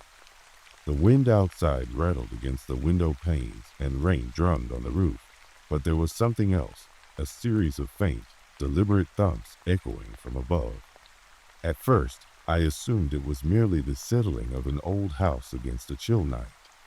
I had spent the afternoon cleaning and organizing, and maybe the temperature drop had caused the wood to contract. But as minutes turned to hours, the thumping grew more insistent. Every so often, I would pause mid-sip of my lukewarm tea and strain to listen, my heart pounding in my ears. I couldn't shake the feeling that someone, or something, was out there, watching. I remembered childhood warnings about the attic. My mother once told me, with a half smile that was meant to gently tease, "Don't ever go up there after dark, dear. Some secrets are better left forgotten." At the time, I'd laughed it off. But now, alone in this vast, creaking house, those old tales of a restless presence lurking among dust and forgotten relics began to feel all too real. I tried to distract myself by flicking through an old photo album. The images of sunlit days and smiling faces did little to quiet the rising tension. Instead, an icy dread crept over me every time I caught a sound, a soft rustling in the ceiling, a scrape as if an object were dragging along the beams. I could almost swear I heard a whisper, indistinct yet laden with a meaning I couldn't fathom. After what felt like an eternity, I stood and approached the narrow doorway that led to the attic. The door, painted a faded pale blue, hung slightly off its hinges. Its peeling paint and age-worn brass handle gave it an aura of melancholy abandonment. I hesitated at its threshold, half expecting to hear something from within, maybe a rasping voice or even the quiet sound of a psalm. Instead, there was only silence. I flicked on my cell phone's flashlight and, with trembling hands, pushed open the door. A burst of stale, dust-laden air enveloped me as the old wooden stairs creaked under my weight. I climbed slowly, each step punctuated by the echo of my rising heartbeat. The atmosphere grew thicker the higher I ascended, a mix of despair, hidden grief, and a sense of foreboding that prickled at the back of my neck. At the top of the stairs, I paused at the narrow entryway. The attic revealed itself in weak, spectral light that streamed through a grimy window. Boxes, old furniture shrouded in yellowing sheets, and cobweb trinkets filled the space, each relic a silent witness to the passage of time. Yet, in the far corner of the room, I sensed movement, a dark, indistinct shape that didn't belong among the dusty antiques. I aimed the beam of my phone's light at the shape. For an instant, the darkness receded, and I saw nothing but shadows. Then, with a slow, deliberate motion, it reappeared. My breath caught in my throat. There, standing in the dim haze near a battered mirror, was a figure as vague as smoke. Its form was human enough, shoulders stooped, head slightly bowed, but its eyes were the most unnerving part. Deep, hollow voids that seemed to blink in and out of existence, as if they were trying to tell me a secret. I froze on the spot, my mind racing. Was this a trick of the light? Had my imagination, fueled by too many late-night horror movies, finally gotten the better of me? The figure did not move, yet I felt as though its gaze bore into the very soul of my being. Every instinct urged me to run down the stairs, to retreat back to the safety of the living room, but a deeper, inexplicable compulsion held me there. A soft, almost imperceptible whisper floated through the stagnant air. I couldn't make out the words, but they carried a weight that pressed against my chest like a physical burden. I know you. The sound seemed to say, trailing off into a faint wail that mingled with the moan of the wind outside. It wasn't a familiar voice, and it filled me with a primal terror that I had long thought belonged only in nightmares. I wanted to call out, to demand that the presence show itself or speak clearly, but the sound died in my throat. Instead, I stood in that oppressive silence, paralyzed by the intensity of my own fear and the weight of the unknown. In that moment, every creak of the wood and every exhale of the wind sounded like a deliberate message, a coded invitation to confront something buried deep within the house history, or perhaps within my own troubled memories. Gathering every ounce of courage, I stepped forward into the center of the attic. The beam of my light wavered as my hand trembled uncontrollably. I moved closer to the mirror, where the figure seemed most concentrated, and in its reflection I caught a glimpse of something more, a flash of an old photograph pinned crookedly to the wall behind it. I couldn't tell at first, but as I drew near, I recognized it as a portrait of a solemn young woman with sorrowful eyes. A date scrawled at the bottom read 1912. A chill ran down my spine as the pieces began to merge in my mind. My grandmother had once told me stories of a tragic occurrence in this house, a long ago death, a mysterious loss, and a promise that the spirit of the departed would forever roam the upper floors, seeking recognition and closure. Had I unwittingly provoked this specter simply by setting foot in the very place where it once lived? Or was it that the presence had lain dormant, waiting for me, the new occupant, to stir it awake? The atmosphere thickened, and the air grew colder. The figure in the mirror began to shift imperceptibly, its form elongating and contracting as if struggling against some unseen force. I could now distinctly see a pair of lips part in a silent plea, and in that fleeting moment, a torrent of images flooded my mind. Memories of a life before a sudden, inexplicable tragedy, the sound of laughter silenced by sorrow, the echo of footsteps in an empty corridor, and a desperate cry for help that went unanswered. The figure moved with an unnatural fluidity toward me. I felt as though it was not merely an image, but a presence, a being desperate to make contact. I took a cautious step back, my entire body trembling as if iced over. Then, in a voice that seemed to come from both nowhere and everywhere, it whispered, "Remember. Please remember." I stared at the words, caught between disbelief and terror. What did it mean? Was it pleading for recognition of a forgotten history, a forgotten name? Was it warning me of a danger that loomed over this place? My mind churned with questions, and each creak of the ancient wood felt like an answer I was too afraid to hear. The oppressive silence broke with a sudden, harsh sound, a loud thump behind me that resounded through the attic like a final, ominous drum. I spun around, heart in my throat, only to see the heavy shadow of a large trunk sliding slightly across the floor. Nothing else moved, yet the echo of that sound reverberated within me. In that charged instant, I recognized that this was not a figment conjured by my overactive mind. It was real. This presence was real. I fumbled with my phone and managed to record a few seconds of what I could only describe as a low, mournful hum that emanated from the very walls of the attic. The sound was both beautiful and heartbreaking, a dirge for forgotten souls. As the recording continued, I saw the figure gradually recede, melting back into the surrounding gloom as if it had never been there at all.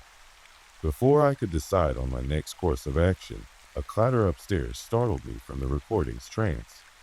The sound of heavy footsteps, deliberate and echoing, trailed from above. I glanced toward the only door leading further into the darkness, a narrow doorway that I'd always assumed led only to storage or old bedrooms. Now it pulsed with an eerie, inviting glow. With each beat of my heart, I felt the pull of an unseen force urging me to follow the sound.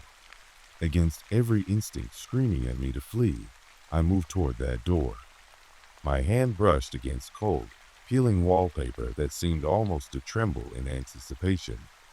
I pushed the door open slowly, and a new corridor revealed itself. A long, narrow passage lined with faded photographs and dust-covered relics. The footsteps grew louder, more insistent, until they almost drowned out my own panicked breathing. I forced myself forward, using the beam of my phone to guide my steps. Every door along the corridor was slightly ajar, as though each one carried a secret waiting to be unveiled.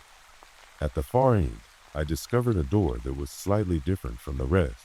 Its surface was smudged with streaks of dark, dried blood. I couldn't tell if it was real or merely the play of shadows, but it filled me with a cold, aching dread. With trembling determination, I pushed it open.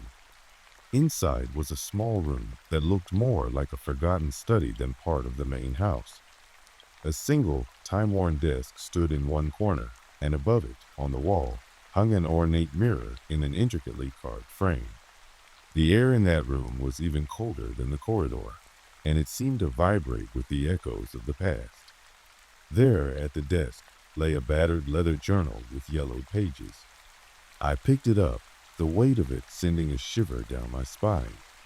As I opened the journal, a message was scrawled across the first page in shaky, desperate handwriting. I am trapped in these walls. Remember me. They took everything, my name, my love, my life. The faded ink and the style of the letters suggested a century-old sorrow, a tragedy that had long been buried. At that moment, I felt a presence behind me, a cold breath on the back of my neck that made my skin crawl. I spun around, heart pounding, but saw nothing. The silence was absolute, as if the very air had held its breath. I clutched the journal to my chest, unsure if it was a warning, a plea, or a confession. Then came another whisper, clearer this time, and almost pleading. Help me. The voice was soft, yet imbued with immense sorrow. It tugged at my very soul as if it were a part of me long forgotten. I stepped forward, unable to resist any longer, and placed a trembling hand on the cold wall. In that contact, I felt a surge of emotions, pain, loss, and an overwhelming loneliness that mirrored my own isolation. It was as if the ghost of that lost soul reached out, desperate for acknowledgement, for someone to remember its existence. For what seemed like hours, I stood there in that small study, oscillating between terror and empathy. The whispers continued intermittently, sometimes a soft murmur, sometimes a desperate cry. I could not tell if they were coming from the walls, the floorboards, or the very air itself. All I knew was that something in this house had been broken long ago, and now the damage was not confined to wood and dust, but to the fragile remnants of human hearts. The storm outside reached a fevered pitch, and lightning illuminated the room in jagged bursts. In one such flash, I saw a glimpse of a face in the mirror above the desk, a face drawn with heartbreak and despair. In that split second, I understood that the specter was not my enemy, but a wounded soul reaching out for release. The diary and the shattered reflections were fragments of a history steeped in forgotten pain, a life that had been taken away by circumstances too terrible to bear. I resolved then to do something. I had to remember. I had to honor the plea of this unseen presence by discovering its story, by piecing together the fragments of a long-forgotten tragedy. I dashed down the corridor back to the living room, clutching the journal as if it were a lifeline, and started to search through the house for clues, old letters tucked behind faded wallpaper, photographs hidden under loose floorboards, and even records of local deaths archived in a dusty family cabinet. Every discovery deepened the mystery. I found an old newspaper clipping from 1912 detailing a bitter tragedy. A young woman, known only by her first name, Eleanor, had vanished mysteriously after a scandalous affair within this very house. Rumors had swirled for years, whispers of betrayal, sorrow, and a restless spirit left behind. The journal's writing mirrored the style of those days, and the despair was unmistakable. As the night wore on, I felt the presence drawing nearer. Shadows crept along the walls, and I could sense the ghost's watchful eyes tracking my every move. I began to fear that by delving too deeply, I might awaken forces far beyond my control. Yet, every fiber of my being screamed that I could not abandon Eleanor to the silence of the attic forever. I had to remember her. I had to set her spirit free. Suddenly, the sound of footsteps behind me, the same slow, measured thuds from earlier, echoed again from the staircase. I backed away from the desk, journal in trembling grip, as the sound became nearer, and then paused right at the threshold of the study. My pulse raced, and for a frozen moment, the world seemed to slow. Then, as if in response to my silent plea, the door behind me creaked open. I spun around and caught sight of the ghostly figure emerging from the shadow of the corridor, its hollow eyes fixed upon me with an intensity that cut through the darkness. There was no malice in its gaze, only an overwhelming, unfulfilled longing for recognition and resolution. The figure's voice, now clear as crystal in my mind, murmured, "I'm so tired. Please, help me remember." The plea resonated through me, echoing the quiet sorrow that I had felt in the cold touch against the wall. I whispered in response, "I will not let you fade away. I'll remember, I promise." The specter's form wavered, as though caught between existence and oblivion. I felt an almost tangible weight lifting from the room as the ghost's features softened. For a moment, the oppressive dread eased, replaced by an inexplicable compassion. I reached out toward the figure, but as my fingers neared the ephemeral form, it dissipated like smoke in the wind, leaving only a fading echo of its desperate call. In that silence, I understood that the entity's message was not to instill terror, but to remind me of the human cost of forgotten history. With the journal clutched tight and a determination to uncover Eleanor's truth, I left the attic and returned to the living room. My hands still shook as I sat at the dining table, surrounded by documents and clippings that painted a tragic tapestry of love, betrayal, and loss spanning over a century. The storm raged on outside, but within me, a quiet resolve took root. I spent hours piecing together Eleanor's story from scraps of old records, family anecdotes long buried under time, and the raw confessions of a heartache so deep it echoed in every creak of my home. I learned that she had been silenced by those who feared her scandalous beauty and fierce passion, a woman whose memory was deliberately erased. It seemed the house itself had been complicit in keeping her secret hidden, only now demanding that someone acknowledge the truth. By the time dawn broke, pale light streamed through the windows, and the oppressive atmosphere began to recede. I had gathered enough evidence to honor her memory. I printed out clippings, transcribed parts of the old diary passages, and even made a promise to myself to share her story with anyone who would listen. As I set my things in order, I felt one last, soft whisper brush past my ear, a gentle thank you, or perhaps a plea for forgiveness, echoing in the quiet morning air. Even now, as I write these words in the safety of daylight, I can't shake the lingering presence of that night. I still hear faint footsteps in the attic on stormy evenings. Sometimes I catch myself glancing upward, wondering if Eleanor's gaze still follows me, silently urging me to remember her story, and the haunting truth that every home, every old relic, carries the weight of forgotten souls. I've since moved on and left that house behind, but the memory of that night remains etched into my very being. In our modern lives, we often dismiss the quiet spaces of our past, the dark corners of memory. But sometimes, in the stillness of a stormy night, when the only sound is that of a lonesome heartbeat and the soft thumps from above, we are reminded that everything has a history. And sometimes, what watches from the attic is not here to harm us. It is here to be remembered. I will carry Eleanor's story with me always, as a reminder to honor every lost voice and to listen closely to the whispers in the dark. For in remembering, we might just set the restless souls free, and in doing so, perhaps finally find peace for ourselves. The watching in the attic is my testament to the eerie truth that even in our solitude, the past will always find a way to reach us. And as long as there are secrets hidden in the rafters, someone, somewhere, is watching. I still remember the first time I set foot in the specialized overnight unit of our urban hospital, a labyrinth of quiet hallways and muted tones that, on the surface, appeared benign. I was a resident doctor, freshly assigned to observing care for long-term patients who occupied rooms that lay in the unspoken margins of the hospital. There was an unanticipated melancholy in that unit, a heavy silence that went beyond the ordinary exhaustion of night shifts. At first, I chalked it up to the loneliness of the late hours and the weary resignation of patients nearing the ends of their journeys. But it didn't take long for me to sense that something far more profound was at work here, a mystery that seemed to seep into the very walls of the building. My nights began with the relentless hum of machines and the steady, occasional beep of a monitor registering a life quietly ticking on. The lights were dimmed to a comforting level, yet in that semi-darkness, the halls took on a surreal quality. At times, I felt as if I were walking through the corridors of a memory rather than a living institution, as if every footstep echoed the lost voices of those long past.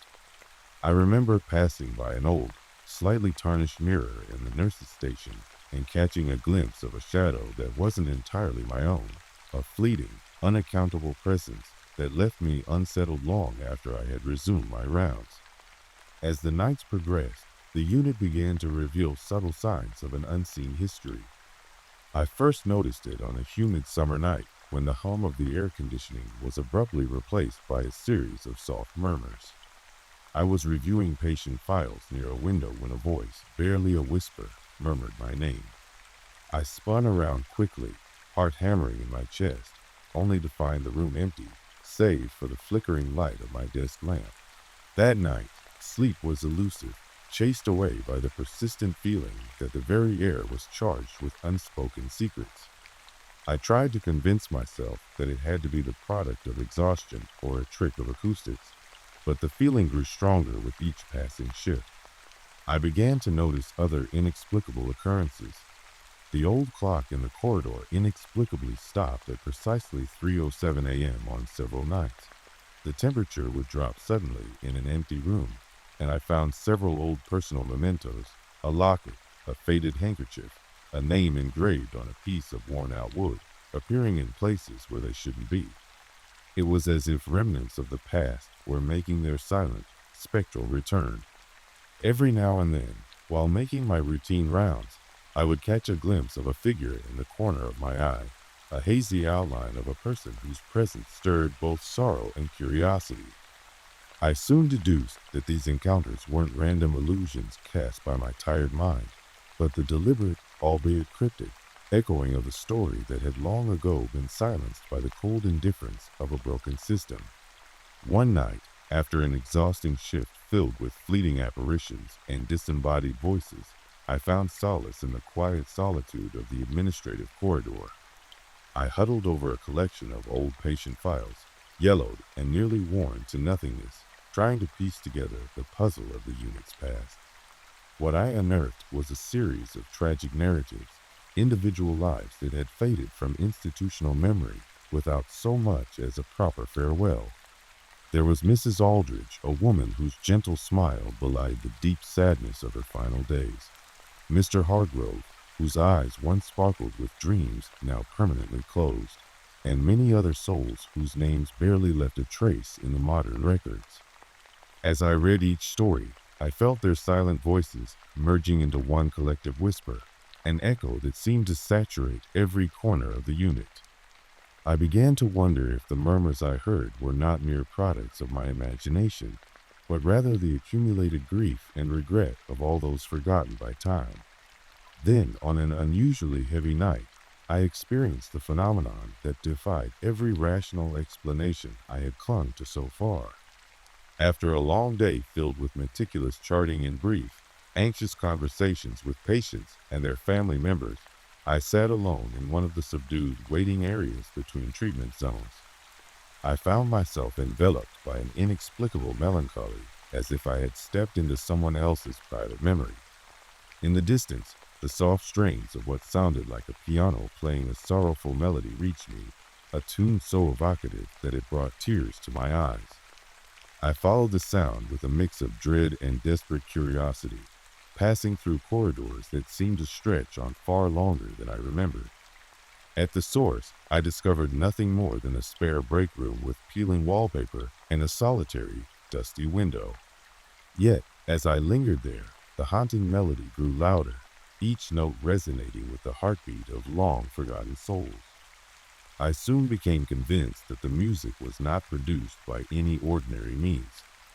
It was as if the walls themselves were singing in a language of loss, a lament for the lives that had passed by unnoticed. In the following weeks, the mysterious occurrences escalated, and so did the intensity of my introspection. The voices in the unit grew bolder in their insistence that I needed to remember, to acknowledge something that had been buried beneath years of forgetfulness and negligence. I started to document every occurrence meticulously, logging every whisper, temperature drop, and shadow that moved in a way that defied the predictable rhythms of the night. What began as academic curiosity slowly transformed into an obsession, a need to unravel the hidden tapestry woven into the fabric of the hospital's history. I reached out to some of the long-standing nurses and administrative staff who had worked through multiple eras of the institution. Their recollections were as fragmented as they were vivid, stories of patients lost in bureaucratic limbo, of care deferred until it was too late, and of quiet acts of heroism buried beneath the avalanche of modern technology. In hushed conversations during breaks, they recounted events that were seldom spoken of in the harsh light of day. Their words painted a picture of a healthcare system that, in its relentless pursuit of efficiency and sanitized professionalism, had inadvertently discarded the most vulnerable among us. These conversations, often laden with the raw emotion of personal loss, were as compelling as the spectral hints that visited me during my shifts. One evening, as I was completing my rounds with a growing sense of purpose and trepidation, I encountered a moment of surreal confrontation that would forever alter my perspective on what I had been witnessing. I was returning from a particularly long examination of a patient in a dimly lit room, where I had found evidence of neglect hidden beneath layers of bureaucracy and sorrow, when I noticed a figure standing motionless by the far end of the corridor. At first, it looked like one of the elderly patients, but as I moved closer, I realized that this figure did not belong to any living body I knew. The person was translucent, dressed in clothing reminiscent of a bygone era, with eyes that seemed to flicker with both hope and despair. In that split second, the weight of countless untold stories pressed down on me, and I recognized with a jolt that I was face to face with a spirit tethered to these grounds. I recalled the name of a patient I had read about in one of the old files, a young woman who had succumbed to a tragic illness, her pain and pleas stifled by the sterile walls of the hospital. As I reached out with trembling fingers, the apparition slowly dissipated, leaving behind a lingering chill and a profound sense of responsibility. I felt as though that ghostly presence had entrusted me with this sacred duty of bearing witness to the truths that had been hidden away. In the days that followed this encounter, the unit seemed to hum with an almost imperceptible urgency. The wind in the ventilation ducts sounded almost like soft sighs, and the overhead lights cast flickering patterns that danced on the walls like ephemeral memories. Every detail, every sensation, took on a heightened significance as I began to piece together not just the individual narratives, but a broader tapestry of systemic indifference and sorrow. I started to believe that the nocturnal phenomena were a collective outcry, a desperate attempt by forgotten souls to reclaim their rightful memory, to force the living to face the cost of neglect that they had so comfortably absorbed. I would sometimes find myself sitting quietly in a corner, notebooks open and pen trembling in hand, trying to capture the essence of those fleeting moments. Each scribbled note and hastily recorded observation felt like a plea for the past to be acknowledged and for the present to learn from the silent errors of history. Gradually, the unit revealed not just its ghosts, but also the hidden intricacies of its own existence. One humid night, while I was examining a file that detailed the final hours of a patient whose story had been buried under layers of official reports, I noticed a detail that sent shivers down my spine.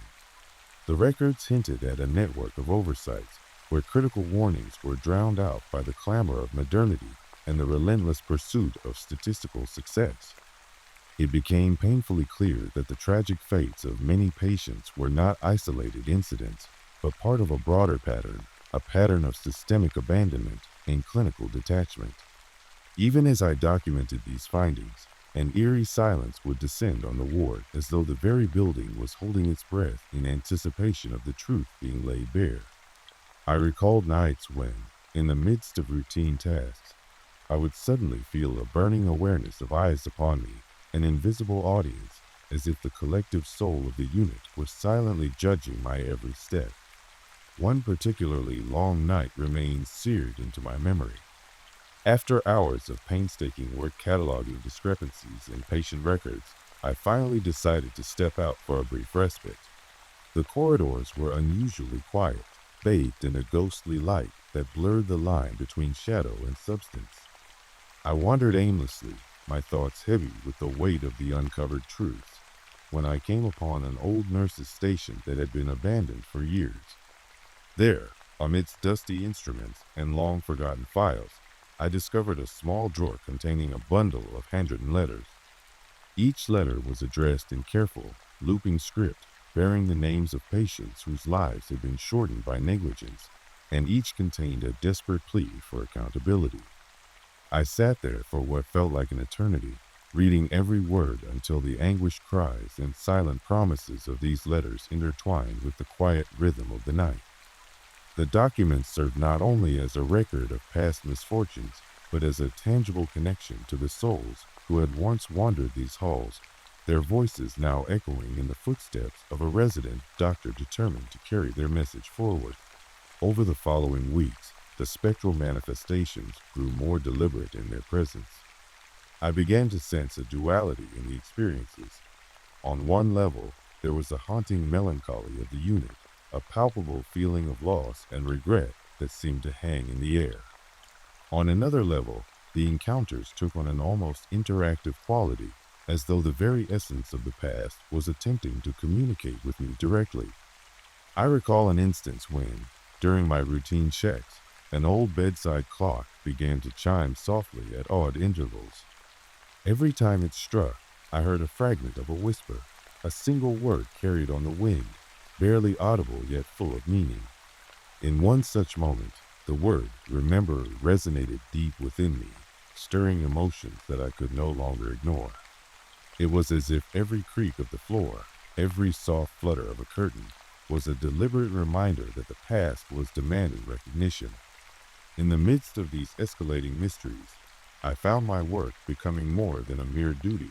It evolved into an impassioned quest for redemption. I began reaching out to the families of former patients, piecing together recollections that provided crucial insights into a history many had forgotten.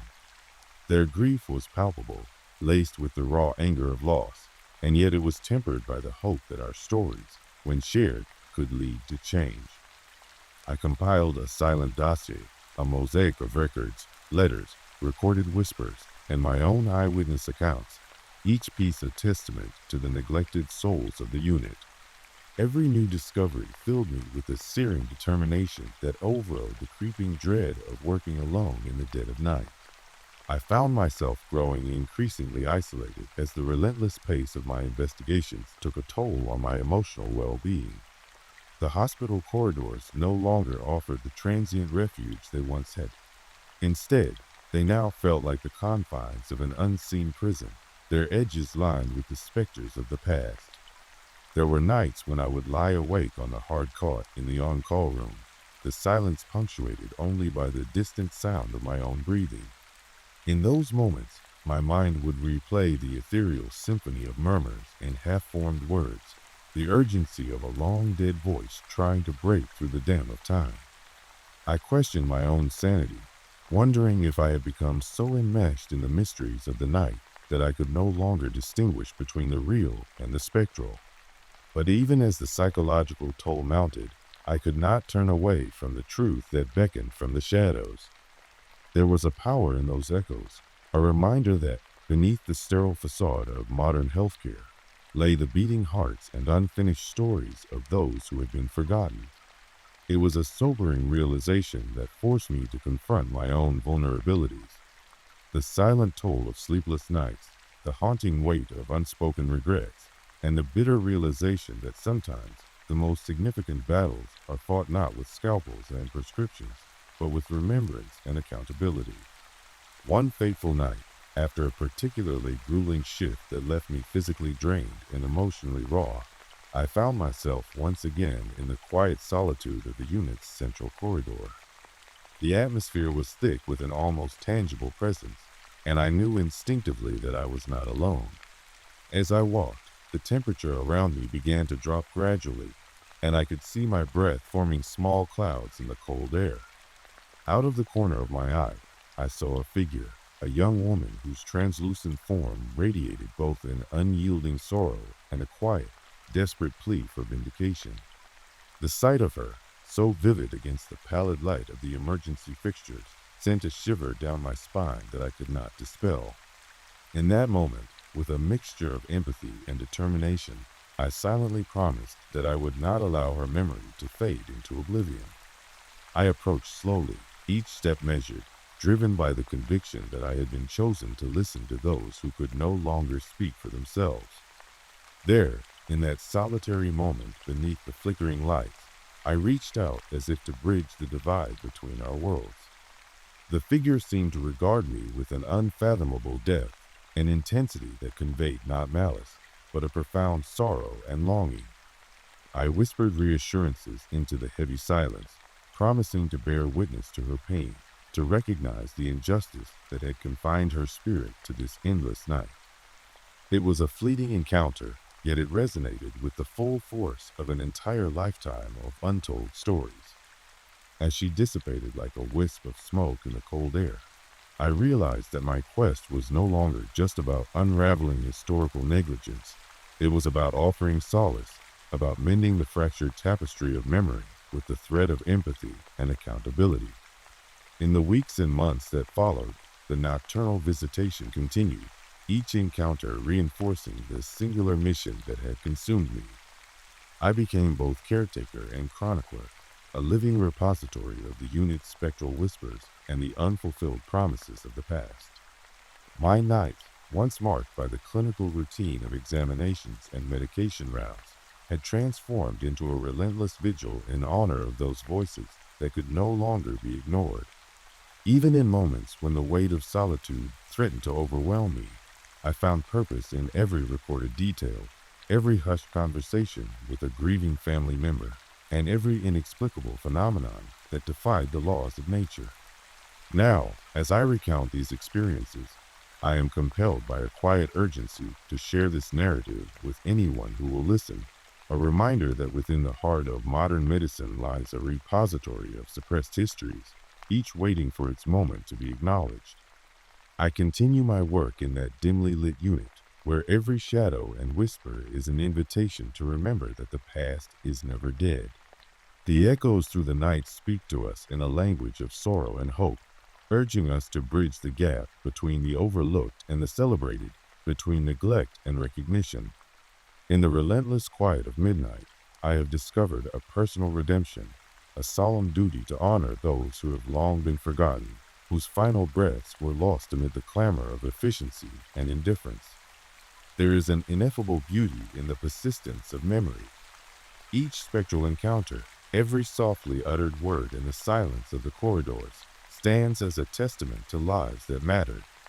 I have learned that healing is not solely about treating the body, but also about healing the collective wounds that have accumulated over generations of oversight and sorrow. The unit, with its persistent gloom and enigmatic charm, has become a sanctuary for the voices that linger in its halls, a place where the past and present coexist in a fragile equilibrium.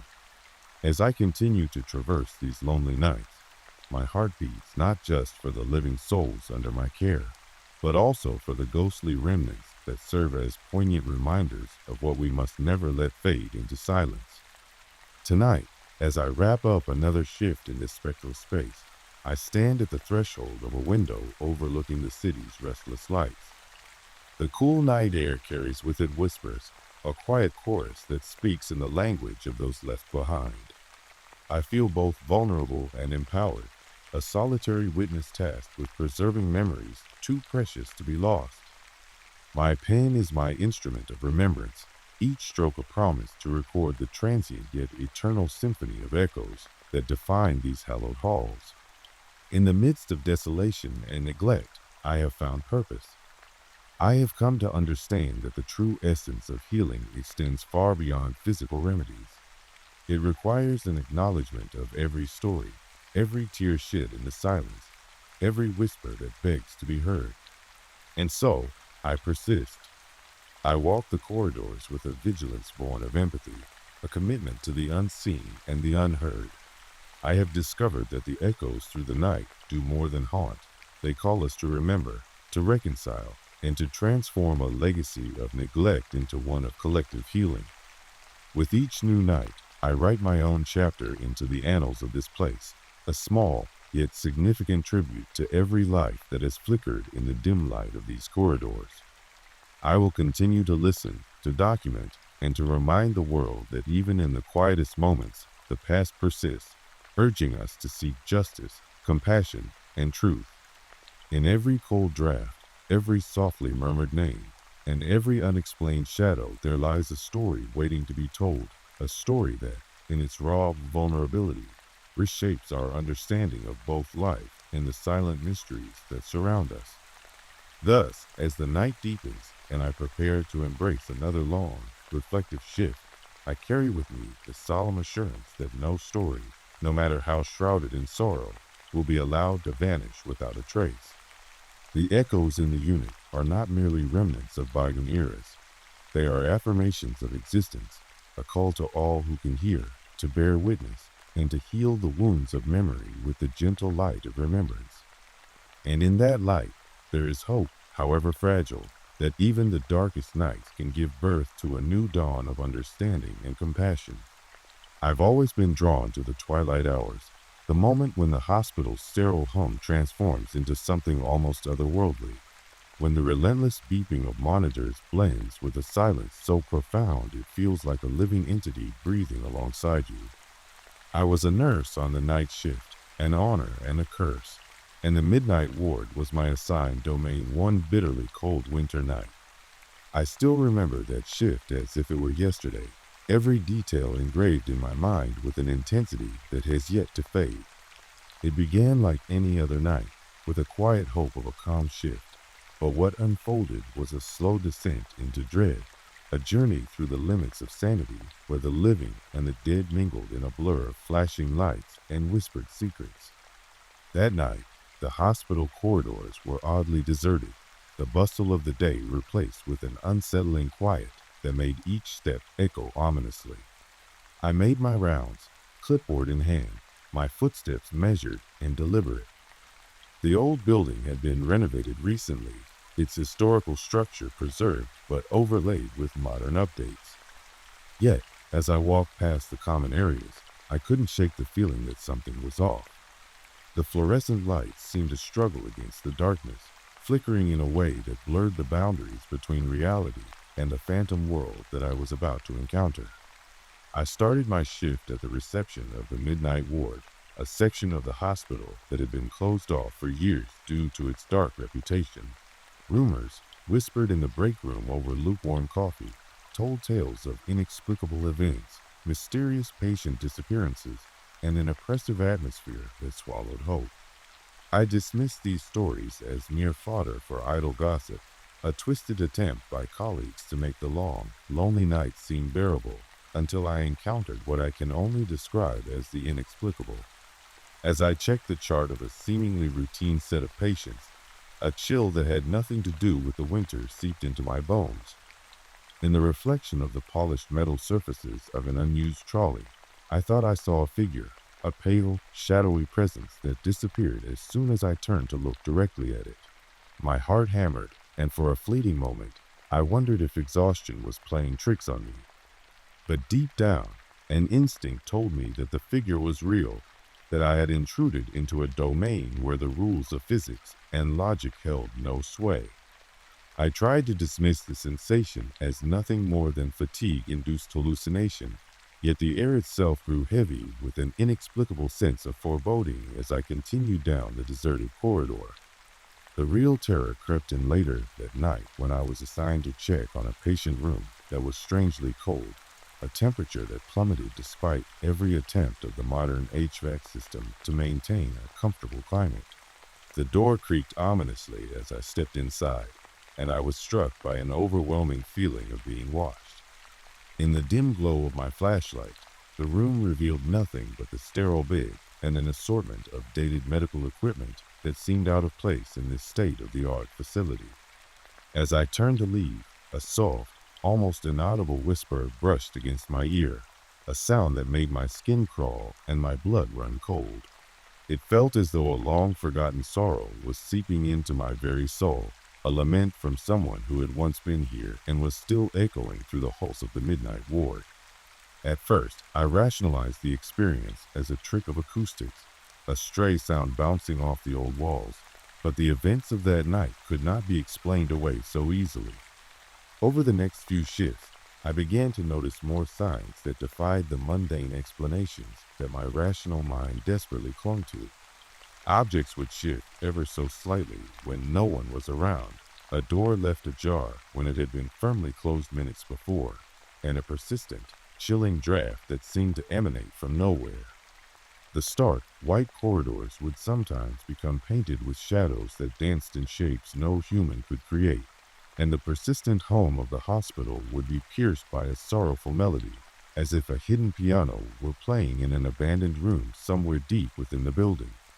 The turning point came one stormy night when the building was plunged into darkness by a power outage. The emergency lights kicked in, casting eerie, elongated shadows that made every corner of the midnight ward appear to harbor unspeakable secrets. I remember the storm outside, thunder roaring as though the heavens themselves were angry, rain lashing against the windows with a force that seemed to hammer home the reality of our isolation. With the corridors now illuminated only by the desperate glow of emergency fixtures, my every step felt like venturing deeper into a nightmare that had been brewing long before I ever set foot in that ward. It was then that I first encountered what I can only describe as the phantom patient. I was making my rounds near the far end of the corridor when I saw a figure standing motionless by a closed door. The outline was unmistakable, a patient in faded hospital attire, face obscured by shadows, standing in an unnatural stillness that defied logic. My pulse quickened, and I approached slowly, heart pounding in my ears. I called out softly, "Hello? Are you okay?" But the figure did not respond. Instead, it seemed to tilt its head in a silent plea, eyes hollow yet brimming with sorrow. In that surreal moment, I felt an electric charge run through me, an overwhelming sadness that was not my own, as if the phantom was reaching out from a deep, painful past. For days after, that image haunted me. I began noticing the phantom's presence not only in the corridors, but also in unexpected places. A fleeting glimpse behind a window, the chill by an empty bed, a soft, sorrowful moan that echoed in the dead of night. I started piecing together fragments of conversations, snippets of lore from retired staff, and the few old files I managed to get my hands on that hinted at a tragic story from decades past. There had once been a patient in the midnight ward who had died under mysterious circumstances, a patient whose death was shrouded in controversy, whose final moments were marked by terror and pain. The whispers among the old-timers spoke of negligence, a rushed diagnosis, and a cover-up that left no one to mourn but a lingering spirit that could not rest. It was during one of these long, sleepless nights that I decided to delve deeper into the hospital's past. With the assistance of some old medical records and the hesitant recollections of a few senior colleagues, I uncovered a story too harrowing to believe at first. The phantom I had seen was tied to a patient who had been inexplicably left in a state of limbo between life and death. a case of medical mishap compounded by the hospital's desperate attempts to preserve its reputation. The more I learned, the more I began to see parallels between the past and the present. My own experiences, the inexplicable cold spots, the drifting shadows, the sense of being watched, suddenly took on a new meaning. They were not random hallucinations born of overwork and isolation. They were echoes of a deep-seated tragedy, a ghost from the past trying to emerge from the confines of time. One night, as the storm battered the hospital with renewed fury, I found myself alone in the corridor once more, the echo of my footsteps the only sound breaking the oppressive silence. The air was thick with anticipation, and every nerve in my body screamed that something was about to happen. I advanced cautiously to the door of the midnight ward, the one door that should have been locked and sealed away from the rest of the hospital, yet now it stood slightly ajar, as if inviting me to uncover its secrets. My hand trembled as I pushed it open, the door groaning in protest. A gust of icy air whipped past me, carrying with it a whisper, a chorus of voices pleading for release, for recognition, for justice. Inside the ward, the dim glow of the emergency lights cast long, distorted shapes on the walls. The patient beds were arranged in a haphazard formation, and a thick layer of dust indicated that this room had not seen regular use in years. As I ventured further, my eyes landed on an old portrait pinned haphazardly to a wall, showing smiling faces of nurses and patients alike from a bygone era. The contrast between that cheerful, hopeful image and the desolation of the present sent shivers down my spine. I could almost feel the weight of their untold stories, their joys and sorrows lingering in the silence. I began searching for any clues, any remnants of the life that had once filled this neglected space. My search led me to a corner of the ward where a series of scattered personal effects lay undisturbed: a faded scarf, a pair of glasses with a cracked frame, and a journal with a leather cover. The journal, surprisingly intact despite the passage of time, was filled with entries written in a hurried, anguished hand. As I read through the entries, I learned of a patient named Evelyn, a woman whose life had been marred by misfortune and neglect. Her final entry detailed her pain and despair, her words trembling with the weight of impending loss. But what struck me most was her reference to the voices of the ward, a line that resonated with the ethereal sounds I had heard in the dead of night. In that moment, it all began to make sense. The spectral figure I had seen was not an anomaly, but a manifestation of a spirit desperate to be heard, to have her story acknowledged. The hospital, with its sterile floors and bureaucratic indifference, had long since forgotten Evelyn. Yet, in the depths of the midnight ward, her memory lived on, a living echo in every cold draft and each unsettling whisper. That night, I found myself unable to sleep, driven by an insatiable need to uncover every hidden detail of her tragic tale. The hospital records were sparse, the documentation nearly obliterated by time and inattention, but the fragments I pieced together painted a picture of negligence and sorrow. It became evident that Evelyn's death was not a mere accident of fate, but a deliberate act concealed by powerful forces within the institution. The more I dug, the more I realized that her spirit, along with those of countless others, had become the unintended custodians of the hospital's darkest secrets. I began to notice subtle shifts in the ward's ambience as I spent more nights there. The phantom patient appeared with increasing regularity, sometimes lingering in the doorway as though offering silent testimony, sometimes gliding silently past me, leaving behind an aura of despair that clung to my skin like cobwebs. In one particularly harrowing encounter, I was assisting a patient in a nearby room when I felt an icy hand brush against my shoulder. I spun around, only to see nothing but the flickering shadows dancing on the wall. My pulse pounded so hard that I could hear it in my ears, and a profound sense of isolation gripped me, as though I were the only living soul in a realm of perpetual twilight. I was left grappling with the terrifying possibility that I was entangled in something far larger and more sinister than a series of unfortunate coincidences. During one of these unsettling nights, as I made my rounds with a heaviness in my heart and a mounting dread, I paused by an empty bed that exuded a coldness that defied explanation. The air around me seemed to vibrate with a sorrowful energy, an echo of voices so indistinct yet insistent that I couldn't ignore them. In a moment of dire clarity, I closed my eyes, trying to attune myself to the energy in the room. I could almost hear a murmur, a desperate plea carried on a current of icy wind, imploring me to uncover the truth.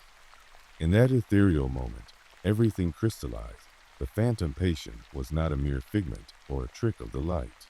She was a messenger, a restless soul born from a grave injustice, trying to remind the living of debts unpaid and wrongs unavenged. The realization propelled me into action. I began documenting every anomalous occurrence in meticulous detail, notes on the shifting shadows, recordings of the faint whispers in the halls, meticulous sketches of the spectral figure as she appeared to me in fleeting glimpses. I even started discreetly speaking with the few remaining long-term staff members who had witnessed inexplicable events over the years. Their accounts, filled with a resigned sorrow and a sense of helpless inevitability, resonated with my own experiences, confirming that what I had encountered was not isolated but part of a broader, anguished tapestry of the hospital's haunted past. As I delved deeper into this mystery, strange coincidences began to surface that linked the present to the tragic events of decades past.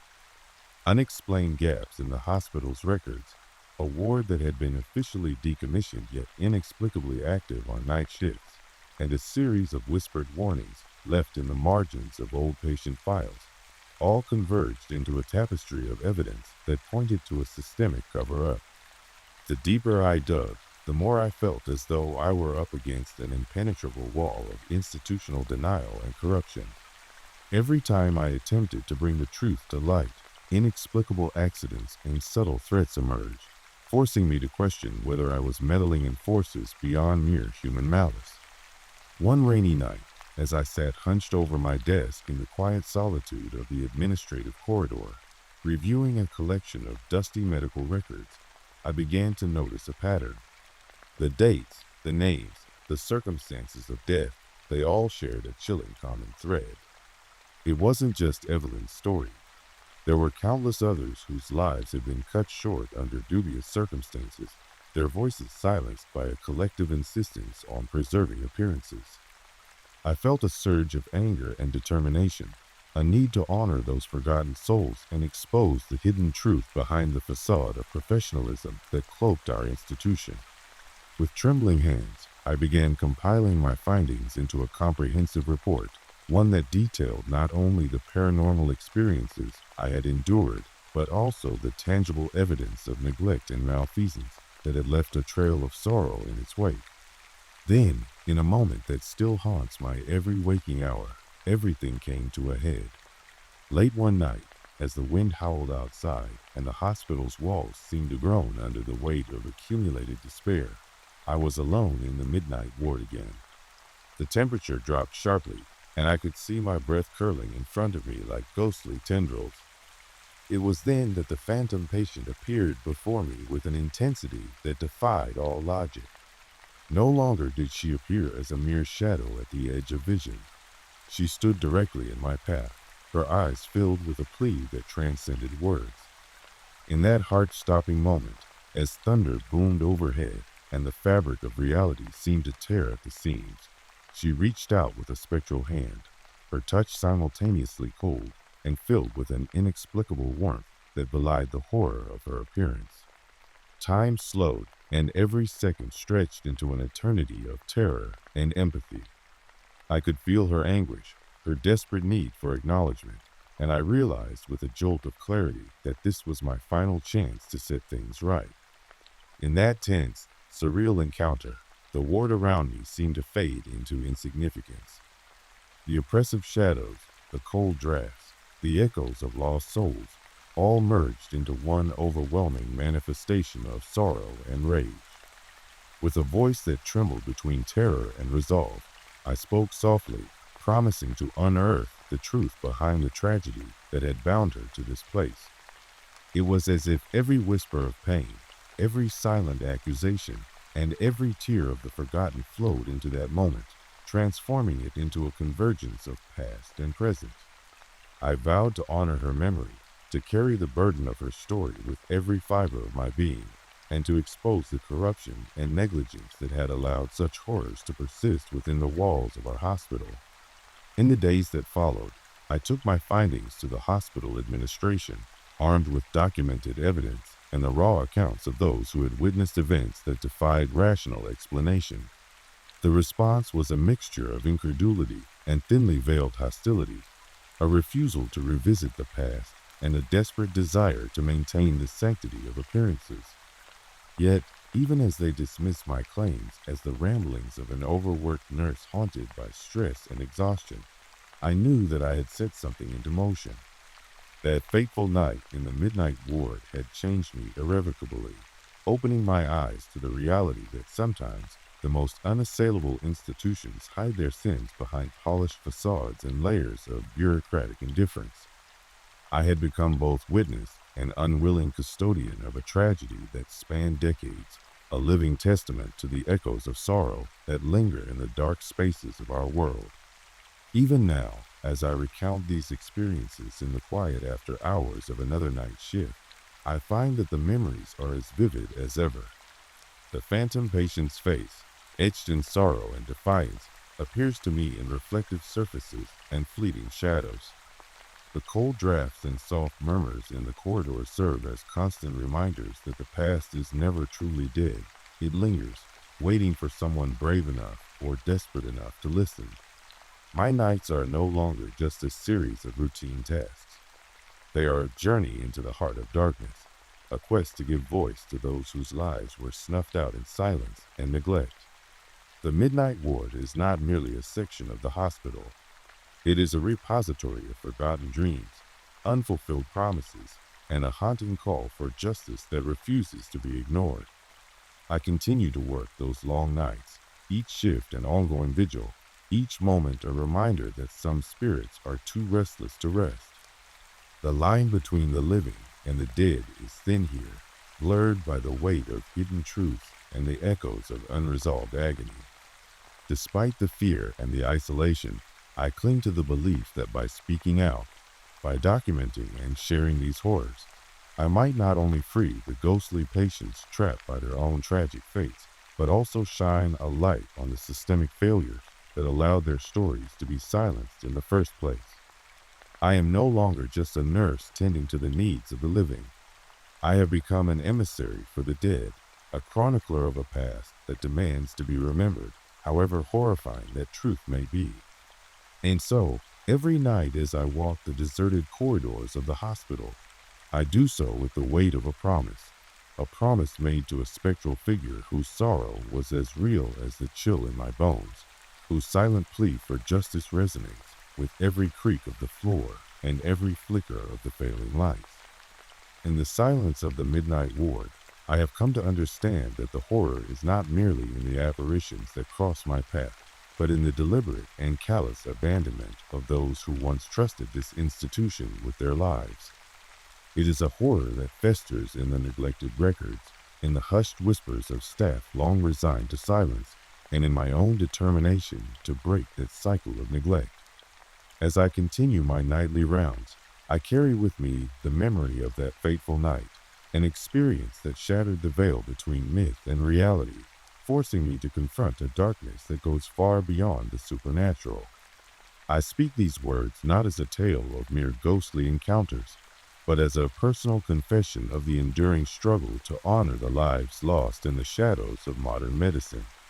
In every frozen breath and every tremulous heartbeat, the phantom patient lives on, a constant reminder that some stories are too powerful to be forgotten, and that in the endless night, even the coldest rooms can whisper of redemption, of reckoning, and of an unyielding quest for truth that defies the boundaries of death itself.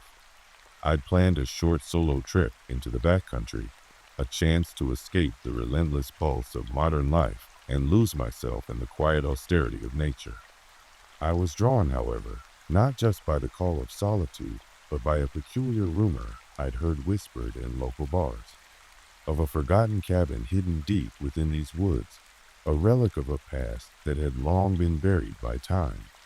No map marked its location, and locals claimed its existence was an urban legend. But legends, as I soon learned, often have kernels of disturbing truth.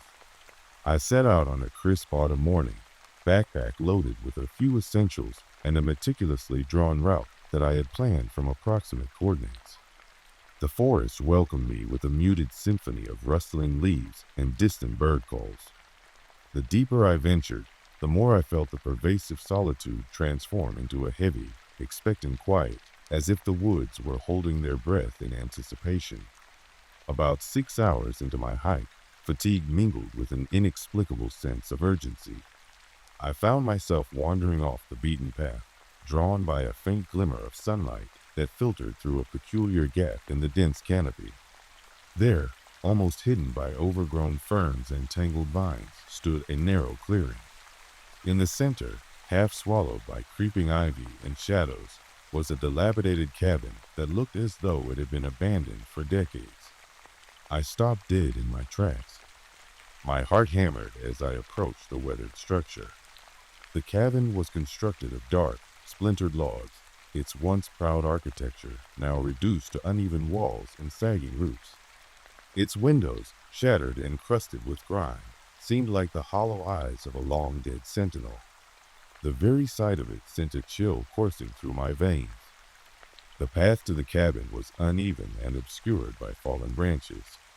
I hesitated at the threshold, an uneasy mix of dread and curiosity pulling me forward. As I stepped into the clearing, a metallic tang filled the air, a scent of decay and rust that seemed out of place in the otherwise crisp, invigorating forest. The overgrown grass reached up to my boots as if to warn me not to tread further, yet my determination and morbid fascination forced my feet onward. Inside, the cabin's interior was shrouded in gloom, lit only by stray beams of light that pierced through holes in the rotted roof. Dust motes danced in the slivers of sunlight, lending a surreal quality to the scene. The floorboards creaked underfoot, and every step I took sounded like a whisper of long-forgotten secrets. As I explored further, I discovered that the cabin comprised only a few small rooms, a living area with a collapsed fireplace, a narrow kitchen nook with a rusted sink, and a single bedroom. On a rickety table in the living area lay several objects that immediately attracted my attention. Among them was a half-burned photograph in an ornate frame. The faded image captured a family, a father, a mother, and 2 children, all wearing somber expressions as though they were guarding a secret. Their eyes, even in the decay of the photograph, seemed to plead for help. Next to it, I found a leather-bound journal, its cover cracked and stained with what looked like old blood. The pages within were filled with frantic, nearly illegible script, interspersed with sketches of symbols I didn't recognize. I could feel my pulse quickening. There was an undeniable, almost palpable energy in this cabin, a residual imprint of lives lived in terror, sorrow, and perhaps even something darker. As I leafed through the journal, I discovered entries that detailed the life of a man who had once lived in seclusion in these woods. His words were desperate and erratic. He wrote of nightly visits by mysterious figures, of voices that whispered his name from the darkness, and of sinister rituals performed under the cold light of the moon. One entry mentioned a covenant of blood sealed within these very walls, a secret too dangerous to be left unsaid. The deeper I delved into the journal, the more my rational mind began to unravel. The narrative revealed that the cabin was once a meeting point for individuals who had forsaken society to worship something ancient and unspeakable. They believed that by forging a pact with this entity, they could gain immortality or an escape from the torments of mortal life. But something had gone horribly wrong. The accounts were filled with despair, betrayal, and the chilling realization that the entity they courted was not a benevolent savior, but a merciless force that demanded blood and souls in return. Late that afternoon, as the sun began its slow descent, I realized I'd lost track of time. The shadows grew longer, and an oppressive darkness started to seep into every corner of the clearing. I made a mental note to document every detail, every emotion that surged within me, feeling increasingly that I was stepping into someone else's nightmare, a nightmare that might not let go so easily. I decided to set up camp near the cabin. I was both repulsed and compelled by this place, repulsed by the weight of its tragic past and compelled by a need to understand it. In the relative safety of a clearing, I built a small fire, its flickering glow dancing against the backdrop of ancient trees. The fire provided a semblance of warmth, but the night air was filled with an unholy chill that seemed to seep through my very soul. Almost immediately, I began to notice things that defied natural explanation. At first, it was subtle, a scratching sound coming from the walls of the cabin that I couldn't attribute to any animal I knew of, a soft rustling that seemed too deliberate to be the wind. Then came the whispers, faint, murmured voices, as though echoing from the depths of the forest. They seemed to speak in broken sentences, half-formed pleas and warnings that I could barely decipher. I sat rigid, straining to understand their message, my hand trembling as I clutched the journal. I tried to dismiss it as my imagination. After all, I'd spent hours alone in a decrepit cabin, and the isolation was bound to play tricks on my mind. But as the night deepened, the voices grew louder and seemed to come from everywhere at once. They called out names, some familiar, others utterly alien, and they spoke of darkness and the inevitability of fate. I felt as if the cabin itself were alive, its every creak and groan a lament for the terrible deeds committed within its walls. Around midnight, I couldn't take it anymore. An inexplicable dread urged me to return to my tent, away from the oppressive presence of the cabin.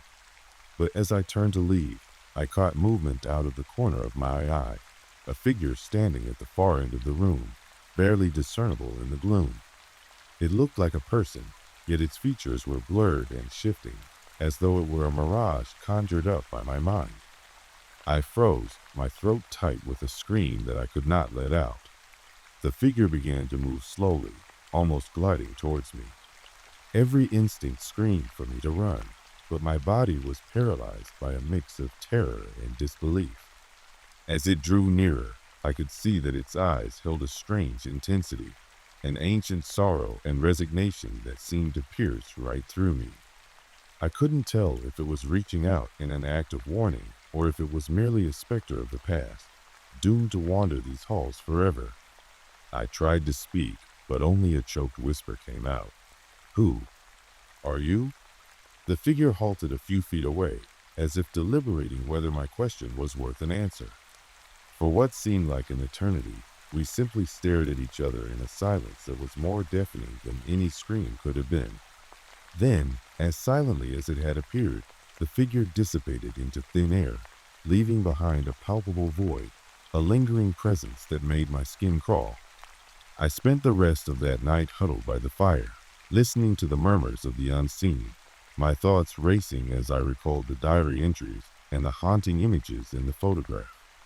In the morning, I decided to investigate further. Something inside me demanded answers, even if it meant confronting the darkness head-on.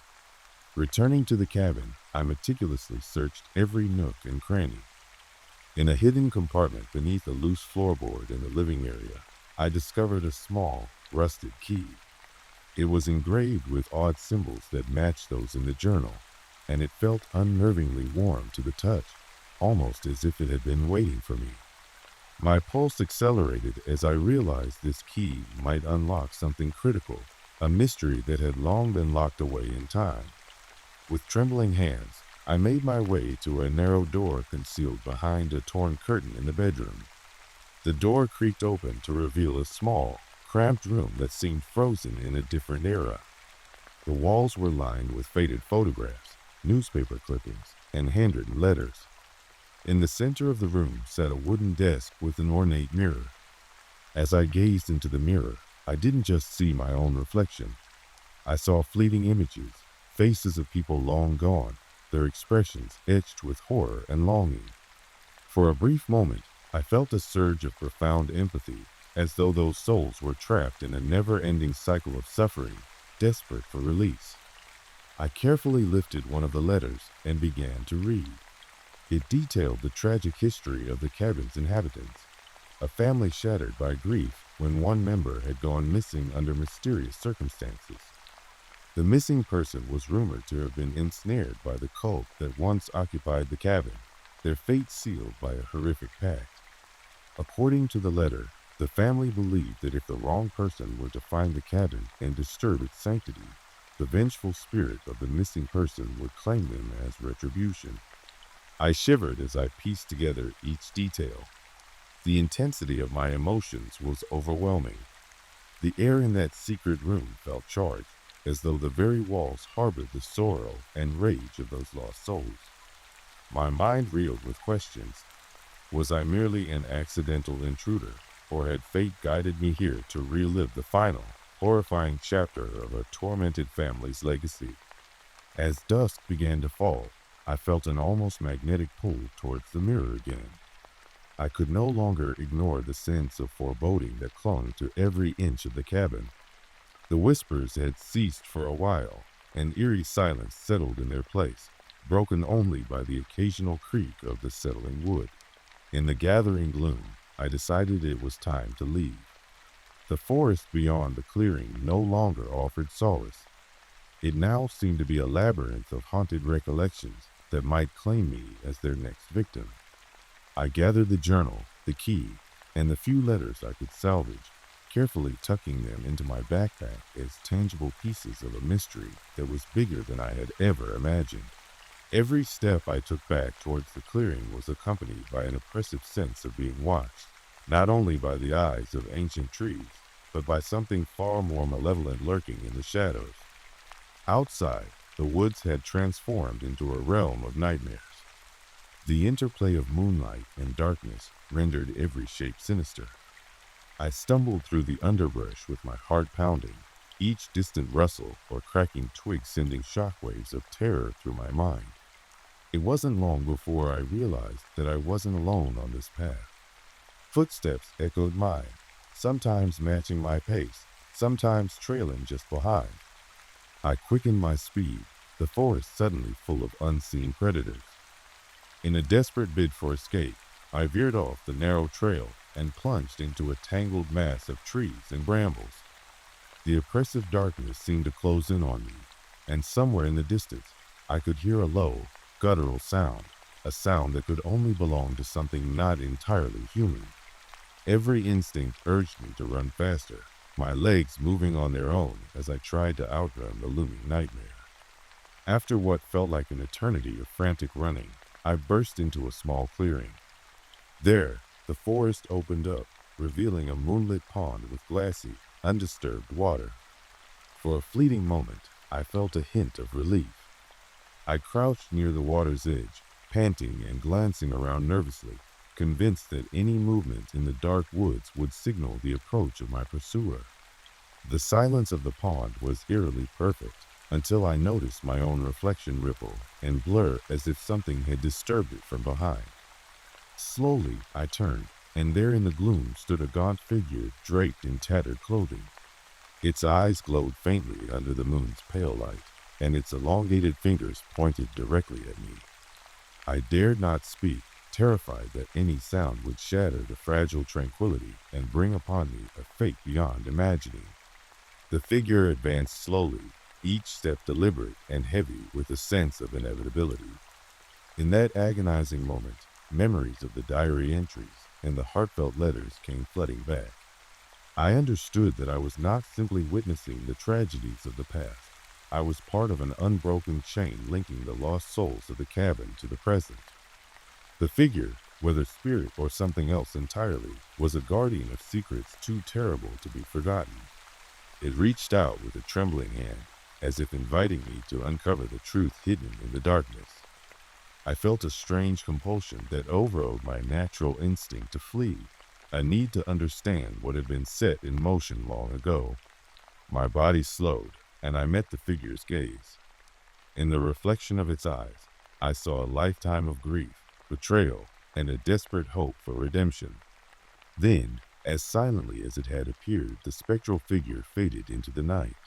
I was left alone by the pond, shaken to my core and grappling with the realization that the boundary between the living and the dead was thinner here than anywhere else. Clambering to my feet, I resolved that I could not abandon the truth that the cabin and its haunted past demanded to be understood. The trek back through the forest was a trial of endurance and willpower. Every snap of twig underfoot was a reminder of unseen eyes tracking my progress. When I finally emerged from the oppressive darkness of the woods and back onto a faint, nearly forgotten logging road, the break of dawn was my only solace. In the days that followed, I pored over the journal and the salvaged letters, trying to piece together the tragic timeline of the cabin's occupants. I learned that the missing member of that family had been involved with a secretive sect that believed in transcending mortal existence through forbidden rituals. Their hopes had twisted into madness, and when the ritual went awry, it did not end with death, but with a curse, a lingering presence bound to the site and to anyone who dared disturb its slumber. I contacted local historians and delved into archived records, finding whispers of these events in dusty county documents and town folklore. The deeper I dug, the more it became evident that what I had experienced was not an isolated incident, but a thread woven into a fabric of recurring tragedies spanning generations. Every night since my escape, I have dreamed of that cabin. I see myself wandering its gloomy corridors, hearing the soft whispers of voices that beg for release, and witnessing spectral figures silently reenact the horrors of that forgotten past. I can't shake the feeling that I am now linked to the fate of that place. I have become a reluctant guardian of its secrets, burdened with the knowledge that some mysteries are perhaps best left undisturbed. Every new day is colored by a lingering dread and an almost inevitable pull back to that clearing in the woods. Even now, as I sit before my computer recounting these events, I can still smell the metallic tang of decay, see the brittle image of the family's pleading eyes, and feel the oppressive weight of the cabin's sorrow. I have returned to civilization physically, yet a part of me remains forever in those dark woods. The memory of that spectral figure at the pond is a permanent scar on my psyche, a reminder that some places and some secrets can never truly be left behind. I live with the constant question, was I merely an unwitting trespasser, or did fate lead me to that cabin to resolve something unfinished? Perhaps one day I will return, not as a frightened wanderer, but as a seeker of truth willing to confront the darkness at its source. Until that time, I carry with me the echo of that night, a chilling symphony of sorrow and despair that haunts my every waking moment. The cabin in the clearing remains an enigma, a silent testament to horrors past and a constant reminder that in the depths of the woods, some secrets do not want to be discovered. I now know that some horrors are not confined to the pages of forgotten diaries or the whispered legends of old-timers. They lurk in the dark recesses of time and space, waiting patiently for someone to stir them awake. And as the nights grow longer and the shadows creep in earlier with each passing autumn, I can't help but wonder if I am being watched still. If the forest ever truly lets go of its captive souls, or if I am destined to walk alongside them for the rest of my days. For now, I have survived that terrible night, but the whispers continue in my dreams, and the spectral face at the pond lingers in my mind. The memory of that cursed cabin, its forgotten legacy of despair, and the unyielding pull of its dark mystery will remain with me, a permanent part of who I am, until the day I finally face it again. The first time I saw my reflection hesitate, I laughed it off as fatigue, and so did my eyes, until I realized how wrong they'd been. I arrived at Mirror Lake just before sunset, the sky bleeding rose and violet across the still water.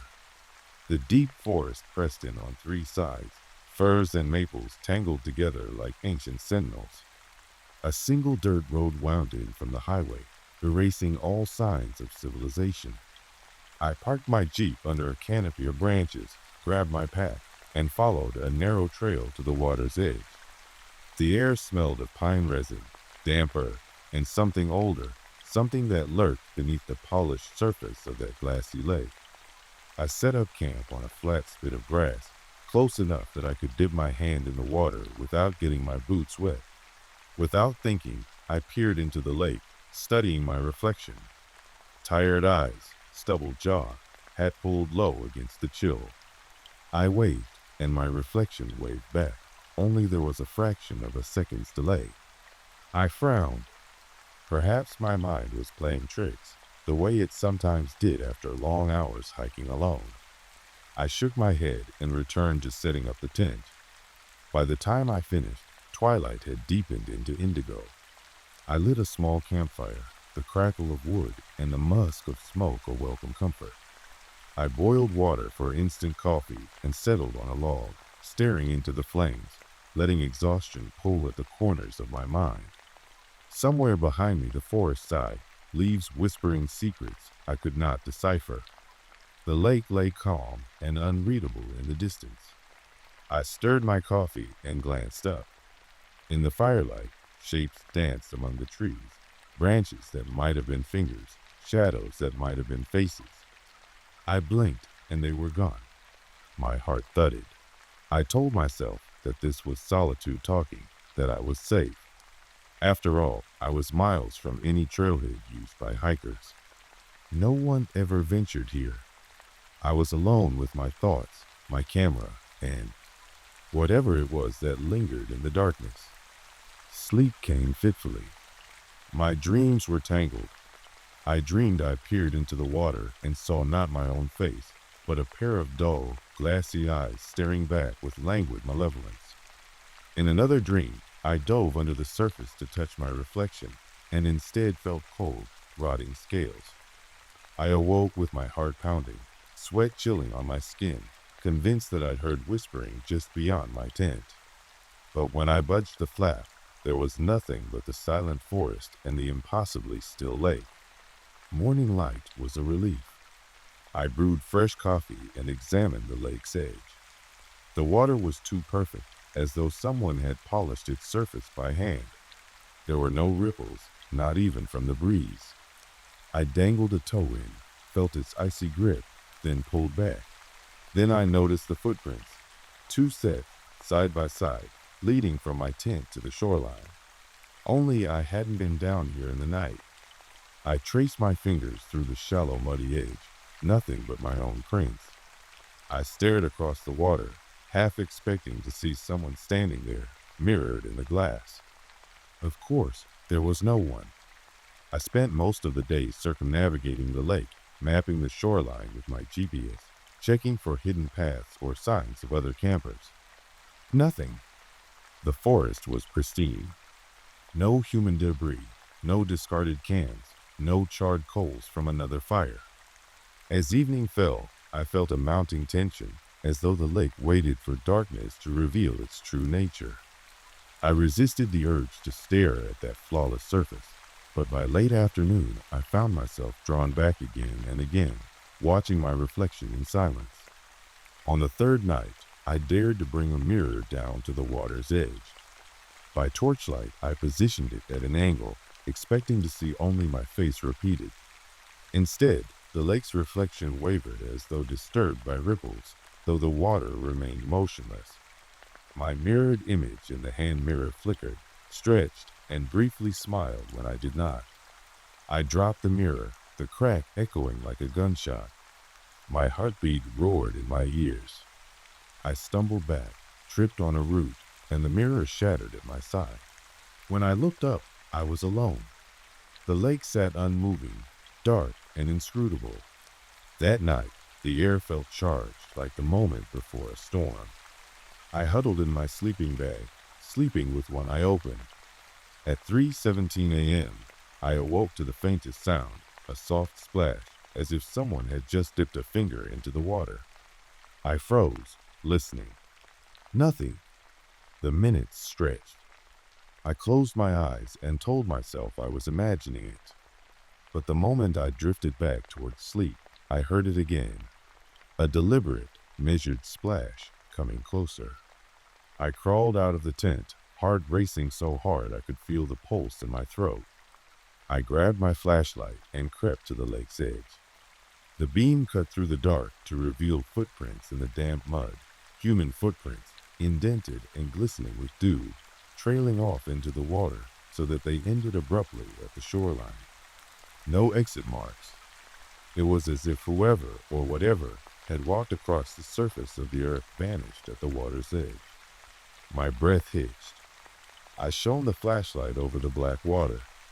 It was like staring into an abyss. No bottom visible, no insect skimming the surface, no mirror-like sheen.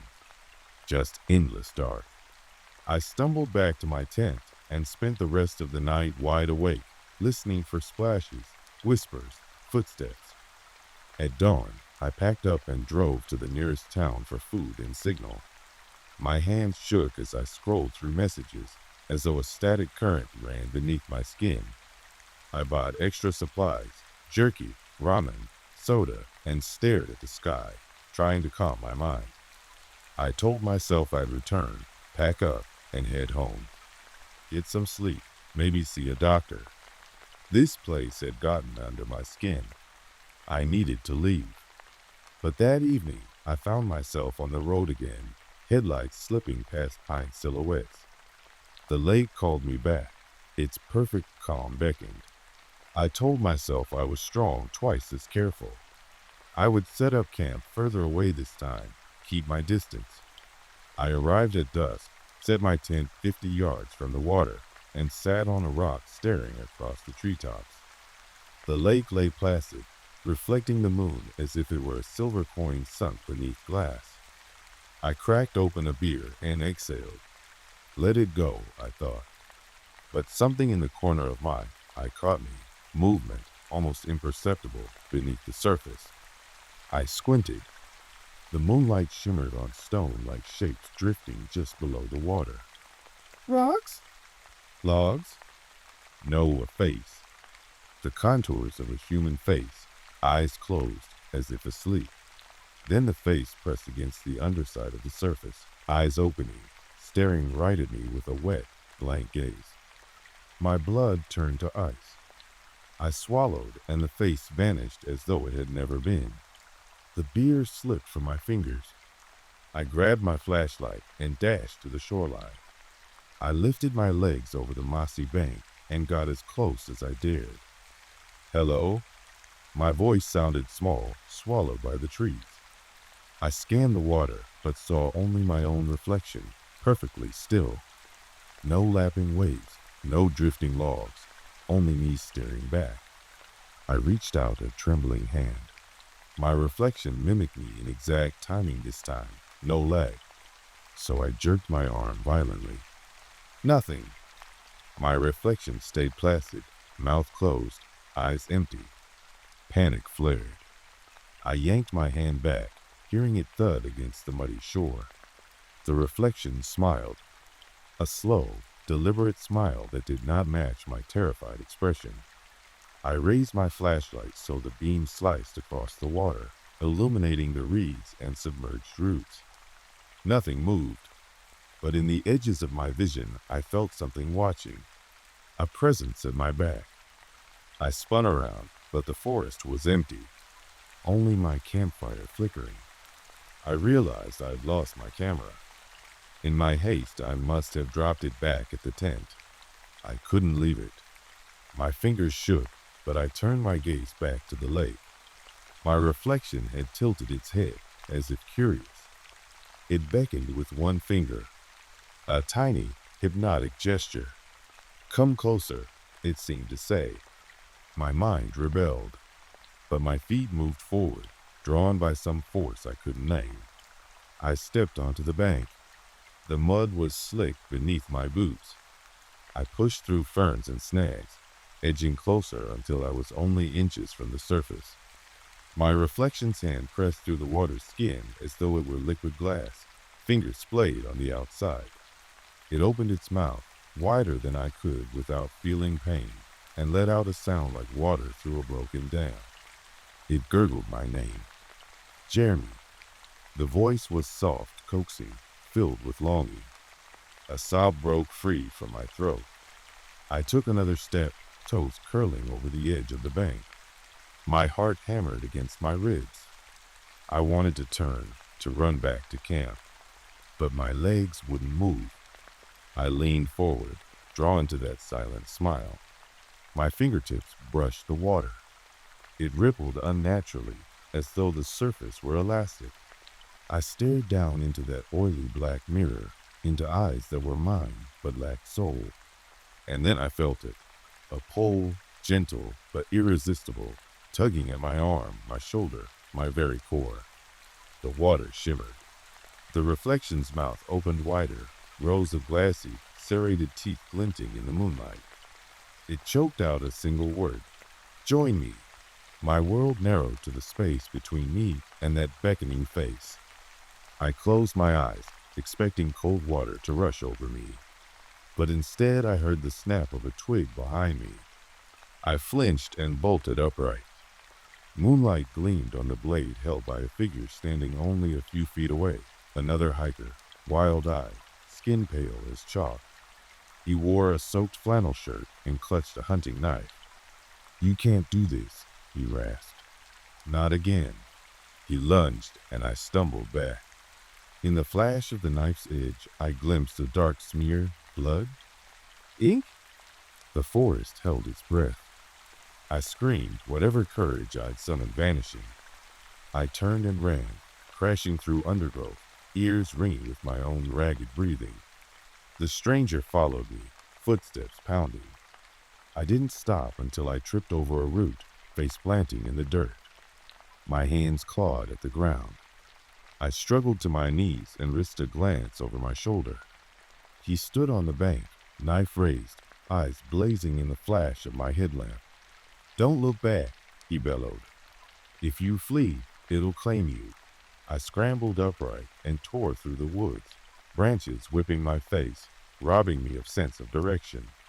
A blinding pain lanced through my ankle. I twisted it, but I kept going, fueled by terror. Finally, I burst onto the dirt road. The stranger materialized behind me, then halted at the tree line, knife lowered. His chest heaved, eyes fixed on the woods. I limped to the Jeep, keys shaking in my hand. I fumbled with the lock, then snarled the engine awake. As I peeled away, I dared a glance back. By the lake's edge, a shape stood, tall and still, a dark silhouette framed against the glassy water. It raised a hand in farewell. In the days since, I've tried to tell my story. Authorities found no footprints, no signs of another hiker, no knife. They chalked it up to exhaustion or hallucination. My rescue party searched the lake. No submerged bodies, no twist of steel. They even dredged the shallows. Nothing. I still have the scar on my ankle, the twisted tendon. I have the nightmares. Cold fingers wrapping around my throat as I float weightless beneath the surface, my lungs aching. Sometimes in the mirror, I see that smile in my own reflection. And sometimes, when I'm alone, I feel the pull again, gentle, inexorable, calling me back to the place where water becomes glass, and a reflection waits to claim your soul. So I warn you, if you ever find yourself drawn to a lake so still it looks like a polished mirror, resist the urge to stare. Never wave. Never smile back. And above all, never let your reflection beckon you closer, because once you do, the surface will shatter, and you will step through into something that looks just like you, but knows only hunger. Beware the mirror lake. It's waiting,